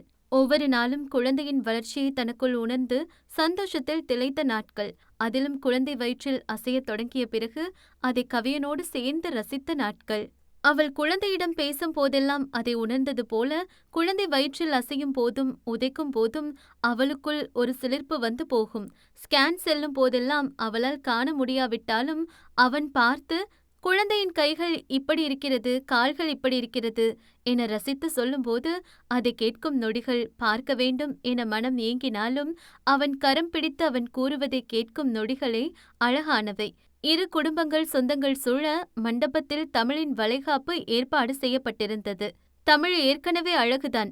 இப்போது தாய்மையின் பூரிப்புடன் அழகு தேவதையாக அவள் மிளிர கவியன்தான் பூவை சுற்றும் வண்டாக அவளை சுற்றியே இருந்தான். வேட்டி சட்டையில் அவனும் மாம்பழ நிற சேலையும் அதற்கேற்ப சிகப்பு நிற பிளவுஸும் அதற்கேற்ற நகைகளும் என அழகு சிலையாக அவளும் அமர்ந்திருக்க அனைவரும் வந்து வாழ்த்தி சென்றனர். அவளை வாழ்த்திவிட்டு கடந்து சென்ற பெண்மணி, இந்த பொண்ணு மாதிரி இல்லாம பிறக்கிற பிள்ளையாவது எந்த குறையும் இல்லாம பிறக்கணும் என அருகில் உள்ள பெண்ணிடம் மெல்லிய குரலில் சொல்லி சென்றாலும் அது இவள் காதில் சரியாக விழுந்து தொலைத்தது. புன்னகை பூசியிருந்த அவள் முகம் அப்படியே வாடி போனது. இது போன்ற பேச்சுக்களை அவள் கடந்திருந்தாலும் ஒரு தாயாக அவள் குழந்தையை பற்றி இப்படி அவர்கள் பேசியதை ஏற்கவே முடியவில்லை. கவியனின் கல்லூரி அலுவலக நண்பர்கள் சிலர் அப்போதுதான் வந்திருக்க சில நிமிடங்கள்தான் அங்கிருந்து விலகி சென்றிருந்தான்.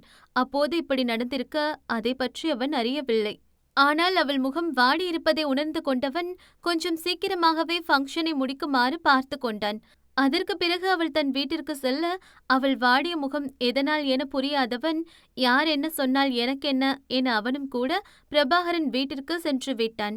அவன் கூடவே இருந்து பார்த்து கொண்டும் அவள் முகம் தெளியவே இல்லை. பலமுறை கேட்டு பார்த்தும் ஒன்றுமில்லை என சொல்லிவிட்டாள்.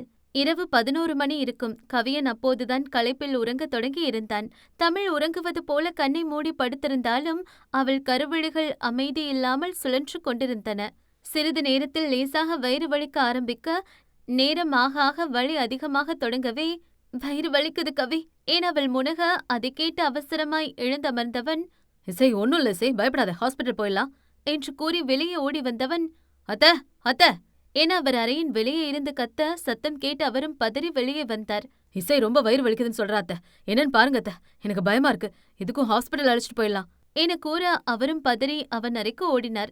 அர்ஜுனும் சத்தம் கேட்டு எழுந்து வந்துவிட, அர்ஜுன் போய் கார் எடு, நான் இசையை தூக்கிட்டு வரேன் என்றவன் மீண்டும் அறைக்கு ஓடி அவளை தூக்கிக் கொண்டு வர வலி தாங்க முடியாமல் மேடிற்ற வயிற்றை பிடித்தவாறு அழுது கொண்டிருந்தவளை தூக்கியவன் அர்ஜுன் ரெடியாக நிறுத்தியிருந்த காரில் ஏற்ற கார் ஹாஸ்பிட்டல் நோக்கி புறப்பட்டது. பிரபாகரன் இன்னொரு காரை எடுத்துக்கொண்டு அவர்களை பின்தொடர்ந்தார். வழி முழுவதுமே அவள் கையை இறுக்கமாக பிடித்து கொண்டவன், ஒன்னும் இல்ல இசை, பயப்படாதம்மா, நான் கூடவே இருக்கேன் ஏன் அவளுக்கு தைரியம் சொல்லிக் கொண்டே வந்தவன் அவளுக்கு மட்டுமல்ல தனக்குத்தானே கூட தைரியம் சொல்லியபடிதான் வந்தான். ஹாஸ்பிட்டலில் அவசர சிகிச்சை பிரிவில் அவளை அனுமதித்த பின்னரும் இன்னமும் கூட பயமும் பதற்றமும் அவனை விட்டு நீங்கவில்லை. இன்னும் ஒரு நாள் இருக்கே அத்த, எப்படி அத்த அதுக்குள்ள அவளுக்கு வலி வந்திருக்கு, எனக்கு பயமா இருக்கு, அவளுக்கு ஒன்னும் ஆயிடாதுல்ல என மீண்டும் மீண்டும் அதையே சொல்லிக் கொண்டிருக்க, தன் மகளின் மீது இவ்வளவு அன்பு வைத்துள்ள ஒருவர் கணவனாக கிடைத்ததை நினைத்து சந்தோஷப்படவா, இல்லை அவள் நிலையை எண்ணி கவலைப்படுவதா என்ற நிலையில் இருந்தார் அவர். பிரபாகரனும் அதே பயத்தில்தான் நின்றிருந்தார். அர்ஜுன் கதிருக்கு போன் செய்து சொல்லி இருக்க அவர்களும் வந்து கொண்டிருந்தனர். மருத்துவர் நேராக கவியனிடம் வந்தவர், லாஸ்ட் செக்கப் வரும்போது கூட தமிழ் நல்லாதானே இருந்தாங்க, இப்ப ஏன் பிபி இவ்ளோ ஹையா இருக்கு? வீட்ல ஏதாவது பிரச்சனையா மிஸ்டர் கவியன் ஏன் அவர் கேட்க பதிலில்லை அவனிடம். இன்னைக்கு வளகாப்பு ஃபங்க்ஷன் வச்சிருந்தோம் டாக்டர். ஃபங்க்ஷன் நல்லா தான் போச்சு, சந்தோஷமா தான் இருந்தா. ஃபங்க்ஷன் முடிகிற டைம்ல கொஞ்சம் டல் ஆயிட்டா. அதனால தான் கொஞ்சம் சீக்கிரமே ஃபங்க்ஷன் முடிகிற மாதிரி பார்த்துட்டு வீட்டுக்கும் அழைச்சிட்டு வந்துட்டேன். வீட்டுக்கு போனதுக்கு அப்புறம் ஏதும் ப்ராப்ளமான்னு கேட்டதுக்கு ஒன்னும் இல்லைன்னு சொல்லிட்டா. ஏன் அவன் சொல்ல அவன் சொன்னது மற்றவர்களுக்கு புதிய செய்தியே. மெடிசன் கொடுத்திருக்கேன், இப்ப பிபி கொஞ்சம் ஸ்டேபிள் தான். இன்னொரு வாட்டி இப்படி பிபி ரொம்ப ஹைக்கு போச்சுன்னா 2 உயிருக்கும் ஆபத்து, பாத்துக்கோங்க. டேட் இன்னும் 20 டேஸ் இருக்குல்ல, 2 டேஸ் ஹாஸ்பிட்டலே அப்சர்வேஷன்ல இருக்கட்டும், பாத்துக்கோங்க. அவங்க என்ன யோசிச்சு அப்படி ஸ்ட்ரெஸ் ஆகுறாங்கன்னு கேட்டு முதல்ல சரி பண்ணுங்க என்று கூறிவிட்டு அவர் போய்விட, இருக்கையில் அப்படியே சரிந்தமர்ந்தான் கவியன். அவன் அருகில் வந்த அர்ஜுன், அதான் இப்போதைக்கு அக்காக்கு ஒன்னும் இல்லைன்னு சொல்லிட்டாங்களே, அவளுக்கும் பேபிக்கும் ஒன்னும் ஆகாது மாமா, கவலைப்படாதீங்க என்றவன் கூறிக்கொண்டிருக்க பிரபாகரன் ஆதரவாக அவன் தோள் தட்டினார். காவேரியும் வந்து அருகில் நின்றார். அவரே பயந்துதான் போயிருந்தார். அவரால் எதுவும் பேச முடியவில்லை. சிறிது நேரத்தில் தேவகி, பிரபாகரன், கதிர் மூவரும் கூட வந்துவிட அனைவருமே அவள் கண் திறக்க காத்திருந்தனர். மருந்தின் வீரியத்தில் ஆழ்ந்த உறக்கத்தில் இருந்தாள். மணி 2 கடந்துவிட கவியன் தான் தன்னை தேற்றிக் கொண்டு, நீங்க எல்லாரும் வீட்டுக்கு போங்க. கதிர் இல்லைன்னா அர்ஜுன் யாராவது ஒரு ஆள் என் கூட இருக்கட்டும். இங்க எல்லாரும் இப்படி உட்காந்துட்டு இருக்கிறதுக்கு வீட்டுக்கு போயிட்டு கொஞ்சம் ரெஸ்ட் எடுத்துட்டு நாளை காலையில வாங்க ஏன் அவன் சொல்ல யாருமே ஒத்துக்கொள்ளவில்லை. பின்னர் பேசி சமாதானப்படுத்தி தமிழின் வீடுதான் அருகில் இருக்க அங்கே அனைவரையுமே அனுப்பி வைத்தான். அர்ஜுன் அவர்களை அழைத்து செல்ல கதிர் கவியனோடு இருந்தான். அவள் பிளட் பிரஷர் நார்மலாகி இருக்க தமிழை நார்மல் வார்டிற்கு மாற்றியிருந்தனர். அடுத்த நாள் காலையே அவள் கண் விழிக்க அப்போதும் உறங்காமல் அவளை பார்த்து கொண்டிருந்தவன் வேகமாக எழுந்து, தமிழ் ஓகேவா, ஏதாவது வேணுமா ஏன் அவன் கேட்க, எழுந்தமர்ந்தவள் அவன் வயிற்றோடு கட்டிக்கொண்டு அப்படி ஒரு அழுகை அழுது தீர்க்க கவியனோ ஆதுரமாக அணைத்தபடி நின்றான். அவன் இசை தைரியமான பெண், எதையும் சமாளிக்கும் திறன் கொண்டவள். இதுவரை இப்படி அவள் அழுது அவன் பார்த்ததே இல்லை. அவனுக்கு புரியவே இல்லை இவள் இப்படி அழும் அளவிற்கு என்ன நடந்துவிட்டது. வெகு நேரம் கடந்தும் அவள் அழுகையை நிறுத்தாமல் இருக்க, இசை இப்படி அழுகாத, குழந்தைக்கு நல்லதில்ல அவன் சத்தமாக அதட்ட அது அவளிடம் வேலை செய்தது. அழுகை தேம்பலாக மாற அப்போதும் அவனை விடாமல் இருந்த அவன் இசை அந்நிமிடம் அவனுக்கு குழந்தையாகத்தான் தெரிந்தாள். ஏதும் பிரச்சனை என்றால் என்னிடமல்லவா முதலில் கூறியிருக்க வேண்டும், இவள் ஏன் கூறவில்லை என அவள் மீது அவனுக்கு கோபம்தான் வந்தது.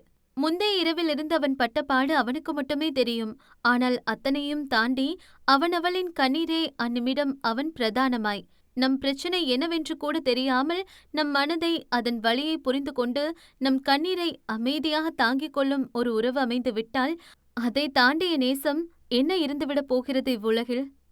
அத்தியாயம் 17. அவனிடமிருந்து விலகிய இசை நடந்ததை சொல்ல அப்படி ஒரு கோபம் முகிழ்ந்தது அவனுக்குள். வாய் இருக்கிறது என என்ன வேண்டுமானாலும் பேசுவார்களா? இப்படியும் சிலர் இருக்கத்தான் செய்கிறார்கள். ஒரு வார்த்தை வெல்லும், ஒரு வார்த்தை கொல்லும். இங்கே ஒரே வார்த்தையில் அவன் இசையையும் குழந்தையும் கொல்லல்லவா பார்த்து விட்டார்கள்.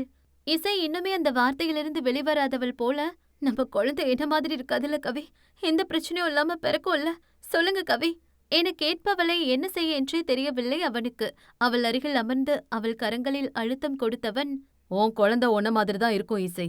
உன்ன மாதிரியே தைரியமா, உன்ன மாதிரியே திறமசாலியா, புத்திசாலியா, எல்லாருக்கும் உதவி செய்யற குணத்தோட என் இசை மாதிரியே நம்ம பேபியும் இருக்கும். புரியுதா? யாரோ ஏதோ சொன்னாங்கன்னு ஃபீல் பண்றதெல்லாம் என் இசை கிட்ட கிடையாதே. யார் என்ன சொன்னாலும் பரவாயில்லன்னு அந்த அசோக் கெட்டவனு கண்டுபிடிச்சு அவனை ஜெயிலுக்கு அனுப்பினவ. நான் இப்படித்தானு தனக்கான தன்மையோட இருக்கிறவ தான் என் இசை. இன்னைக்கு உனக்கு என்னாச்சு என அவன் கேட்க இப்போது அவளிடம் பதில் இல்லை. அவளிடமும் அதே கேள்விதான் இருந்தது. சிறிது நேரம் அமைதியாக அமர்ந்திருந்தவள், என் குழந்தைக்கும் என்ன மாதிரியே பார்வைல்லனா, நான் பட்ட கஷ்டம் எல்லாம் அந்த குழந்தையும் அனுபவிக்க வேண்டியிருக்கும். எனக்கு அது நடக்க வேண்டாம் என அவள் சொல்ல கவியனுக்கு அப்படி கோபம் அவள் மேல். அப்படித்தான் நடக்கும் என ஆழமாக நம்புபவளிடம் அவன் என்ன சொன்னாலும் அதை அவள் ஏற்கப் போவதில்லை என புரிந்து கொண்டவன், நீ சொல்ற மாதிரியே நடக்கட்டும், அதனால இப்ப என்ன என அவன் கேட்க, என்ன சொல்றீங்க கவி நீங்க? அப்படியெல்லாம் நடக்காது, நடக்க கூடாது, இனிமே இப்படி பேசாதீங்க என கோபமாக அவள் சொல்ல, இப்போ புரியுதா? எதை என்ன சொல்லக்கூடாதுன்னு கோபமா சொல்றியோ அதேதான் நீ பண்ண பாக்குற. முதல்ல உன் மனசு அமைதியா வச்சுக்க பாரு. எல்லாம் நல்லபடியா நடக்கும் நம்பு. அப்படி நம்ம குழந்தைக்கு பிரச்சனையே இருந்தாலும் மாமாவும் அத்தையும் உன்னை எப்படி பாத்துக்கிட்டாங்களோ இப்ப வரைக்கும் பாத்துக்கிறாங்களோ அதே மாதிரி நம்மளும் நம்ம குழந்தைக்காக எல்லாமே செய்வோம். நாம இருக்கோம் நம்ம குழந்தைக்கு. ஏன் அவன் சொல்ல அந்த கடைசி வார்த்தை ஒரு அருமருந்தாகத்தான் அவளுக்கு மாறிப்போனதோ என்னவோ. அந்நிமிடம் என் குழந்தைக்கு நான் இருக்கேன், நாங்க இருக்கோம் என தனக்குள் சொல்லிக் கொண்டாள் தமிழ். அதற்கு பிறகு சற்று இயல்பு நிலைக்கு திரும்பினாள். சாரி கவி, நான் உங்ககிட்ட சொல்லியிருக்கணும் என உணர்ந்த மன்னிப்பை கேட்க அவள் மன்னிப்பை விட அவன் சொன்னதை ஏற்றுக்கொண்டு அவள் தன்னை தேற்றிக் கொண்டதே போதும் என்றிருந்தது அவனுக்கு. உன் சாரி எல்லாம் எனக்கு வேண்டாம். எனக்கு வேற ஒண்ணு வேணும். தருவியா? ஏன் அவன் கேட்க, நீங்க முதல்ல என்னன்னு சொல்லுங்க, தரணுமா வேண்டாமா நான் முடிவு பண்றேன் ஏன் அவள் சொல்ல. நான் கேட்டு என்னைக்காவது உடனே ஓகே சொல்லிருக்கியா இசை? கண்டதே யோசிக்காம மனசு அமைதியா வச்சுக்கோ. சந்தோஷமா இரு. அதான் எனக்கு வேணும். இப்படி ஒரு ரெக்வஸ்ட் அக்செப்ட் பண்ணாம இருக்க முடியுமா? என் கவியன் கேட்டுதான் கொடுக்காம இருக்க முடியுமா? ரெக்வஸ்ட் கிராண்டட் என புன்னகையுடன் அவள் சொல்ல தானும் சிரித்தபடி அவளை அணைத்துக் கொண்டான் கவியன். அந்நேரம் சரியாக வேகமாக உள்ளே நுழைந்த கதிர், சாரிண்ணா நாக் பண்ணாம வந்ததுக்கு என்று கூறிவிட்டு வேகமாக வெளியே சென்று விட்டவன் இப்போது கதவை தட்டி, உள்ள வரலாமா என கேட்க அவன் குரல் கேட்ட அடுத்த நொடியே கவியனிடம் இருந்து பிரிந்து விட்டவள் நல்ல பிள்ளையாக நகர்ந்து அமர்ந்து கொள்ள, வாடா நல்லவனே என கவியன் சொல்லவும் தான் உள்ளே நுழைந்தான். இப்போ ஓகேவா நீ? நேத்து எல்லாரையும் ரொம்ப பயமுறுத்திட்டீங்க நீ. அதுலயும் அண்ணாவை இது வரைக்கும் நான் அப்படி பார்த்ததே இல்ல. இனிமே எதுவா இருந்தாலும் எங்ககிட்ட சொல்லுங்க நீ என அவன் பேசிக்கொண்டே போக, கதிர் என்று கவியனின் அதட்டலில்தான் அமைதியானான். நல்லா இருக்கேன் கதிர், அப்புறம் உன் அண்ணன் நேத்து என்னென்ன பண்ணாருன்னு ஃபுல்லா சொல்லு பாப்போம் என அவள் குறும்பாக கேட்க, அது அண்ணி என கதிர் ஆரம்பிக்கவும் கவியன்தான் இடையிட்டு, கதிர் நேத்து நைட்டு தூங்காது டயர்டா இருக்கும். நீ வீட்டு கிளம்பு. இன்னும் கொஞ்ச நேரத்துல அர்ஜுனோட எல்லாரும் வந்துருவாங்க ஏன் அவன் சொல்ல அவன் கூறுவதை மறுக்க முடியாமல் கிளம்பியவன் தமிழின் அருகில் சென்று, அனி நம்ம தனியா இருக்கும்போது உங்களுக்கு எல்லாத்தையும் சொல்றேன் என கிசுகிசுப்பான குரலில் சொல்லிவிட்டு வேகமாக வெளியே சென்று விட்டான். என்ன சொன்னாவா உன்கிட்ட என கவியன் கேட்க, அது எங்களுக்குள்ள உங்ககிட்ட சொல்ல முடியாதுப்பா என்றாள் அவள். இருவருக்கும் திருமணமான புதிதில் கவியனுக்கு தமிழை பிடித்திருந்தாலும் அவன் குடும்பத்தோடு அவள் ஒத்துப்போகாமல் போயிருந்தால் அவர்கள் உறவு இன்னுமே சிக்கலாகி போயிருக்கும். ஆனால் அவனே எதிர்பாராத வகையில் அவன் குடும்பத்தோடு ஒன்றி போனாள். அர்ஜுனோடு அனைவரும் வந்திருந்தனர். நீங்க யாரும் இசைக்கிட்ட என்ன பிரச்சனைன்னு கேட்க வேண்டாம். நான் இசைக்கிட்ட கேட்டுட்டேன், நானே சொல்றேன் என கவியன் அர்ஜுனுக்கு மெசேஜ் ஏற்கனவே செய்திருக்க அவன் அனைவரிடமும் அதை சொல்லியிருந்தான். அதனால் யாரும் அவளிடம் எதுவும் கேட்டுக்கொள்ளவில்லை. 2 நாட்களில் தமிழை டிஸ்சார்ஜும் செய்திருந்தனர். கவியன் நடந்ததை கூறியவன், இப்பதான் பேசி கொஞ்சம் சரி பண்ணிருக்கேன். ஆனா குழந்தை பிறந்து எந்த பிரச்சனையும் குழந்தைக்கு இல்லைன்னு தெரியற வரைக்கும் இசையால நிம்மதியா இருக்க முடியாது. நாம அதை பத்தி யோசிக்க விடாம அவளை பாத்துக்கணும் என வீட்டில் அனைவரிடமும் சொல்லி இருக்க கதிரும் அர்ஜுனும் முடிந்தவரை அவளிடம் ஏதாவது பேசி அவளை சிரிக்க வைத்துக் கொண்டு இருந்தனர். தேவகியும் காவேரியும் அவளுக்கு பிடித்ததை சமைத்து கொடுத்து அவளிடம் பிரசவத்தை பற்றி பேசி தைரியம் கொடுத்து கொண்டிருந்தனர். கவியன் ஆபீஸில் வேலை முடிந்த அடுத்த நிமிடமே வீடு நோக்கி கிளம்பி விடுவான். எல்லோரும் தமிழை சிறு பிள்ளை போல பார்த்து கொள்ள அதை அவளும் உணர்ந்தே இருந்தாள். கவியன் சொன்னபடி அவள் குழந்தைக்கு பிரச்சனையே இருந்தாலும் அந்த குழந்தைக்கு அவளும் கவியனும் மட்டுமல்ல, அந்த இரு குடும்பமுமே இருக்கிறார்கள். அந்த நினைப்பே அவளுக்கு தைரியம் தந்தது. டாக்டர் சொல்லி 5 நாளைக்கு முன்பே தமிழுக்கு வழி வந்திருக்க பிரசவ அறையில் கூட அவளுக்கு துணையாக மருத்துவரிடம் அனுமதி பெற்று உள்ளே சென்றிருந்தான் கவியன். பல வழிகள் கண்ணீருக்கு பிறகு நார்மல் டெலிவரியிலேயே எந்த சிக்கலுமின்றி பிறந்திருந்தால் அவர்களின் குட்டி தேவதை. இசையின் நெற்றியில் முத்தமிட்டவன் அவர்களின் குழந்தை ஸ்கிரீனிங் தடுப்பூசி எல்லாம் முடிந்து எந்த பிரச்சனையும் இல்லை, குழந்தை நன்றாக இருக்கிறது என கையில் கொடுத்த போது அவன் செய்த முதல் செயலே அவன் இசையின் கரம் பற்றி குழந்தையை தொட்டு உணர செய்ததுதான். குழந்தையை தொட்டு பார்த்தவள், கவி பாப்பா எவ்வளவு சாஃப்டா இருக்கால்ல என கண்களில் கண்ணீரோடும் இதழ்களில் சிரிப்போடும் அவள் சொல்ல அந்த தருணம் அவன் வாழ்வின் அழகிய தருணமாய் அவன் மனதில் பதிந்து போனது. அவன் தேவதைக்கு முத்தமிடக்கூட பயந்து லேசாக இதழ்களை அந்த பட்டுக்கன்னத்தில் ஒற்றி எடுக்க அதே சிலிர்ப்பு அவனுக்குள். 2 வாரங்கள் கழித்து கவியன் தமிழிசையின் மகளுக்கு பேர் சூட்டும் விழா வைத்திருந்தனர். வீடு முழுவதும் அலங்காரம் செய்யப்பட்டிருக்க 2 குடும்பங்களும் புது ஆடை அலங்காரத்துடன் முகத்தில் புன்னகையுடன் குழுமி இருக்க விழா நாயகர்களாக நின்றிருந்தனர் கவியும் அவன் இசையும். அவர்களின் குட்டி தேவதை அலங்காரம் செய்யப்பட்ட மரத்தொட்டிலில் படுக்க வைக்கப்பட்டிருக்க குழந்தையின் காதில் யாழிசை யாழிசை யாழிசை என சொன்னவன் கவியனேதான். ஆம், அவர்கள் மகளின் பெயர் யாழிசை. அவன் நேசராகத்தின் பெயர் தமிழிசை என்பதால் அவர்கள் வாழ்வின் இன்னிசையாக வந்தவளின் பெயர் யாழிசை.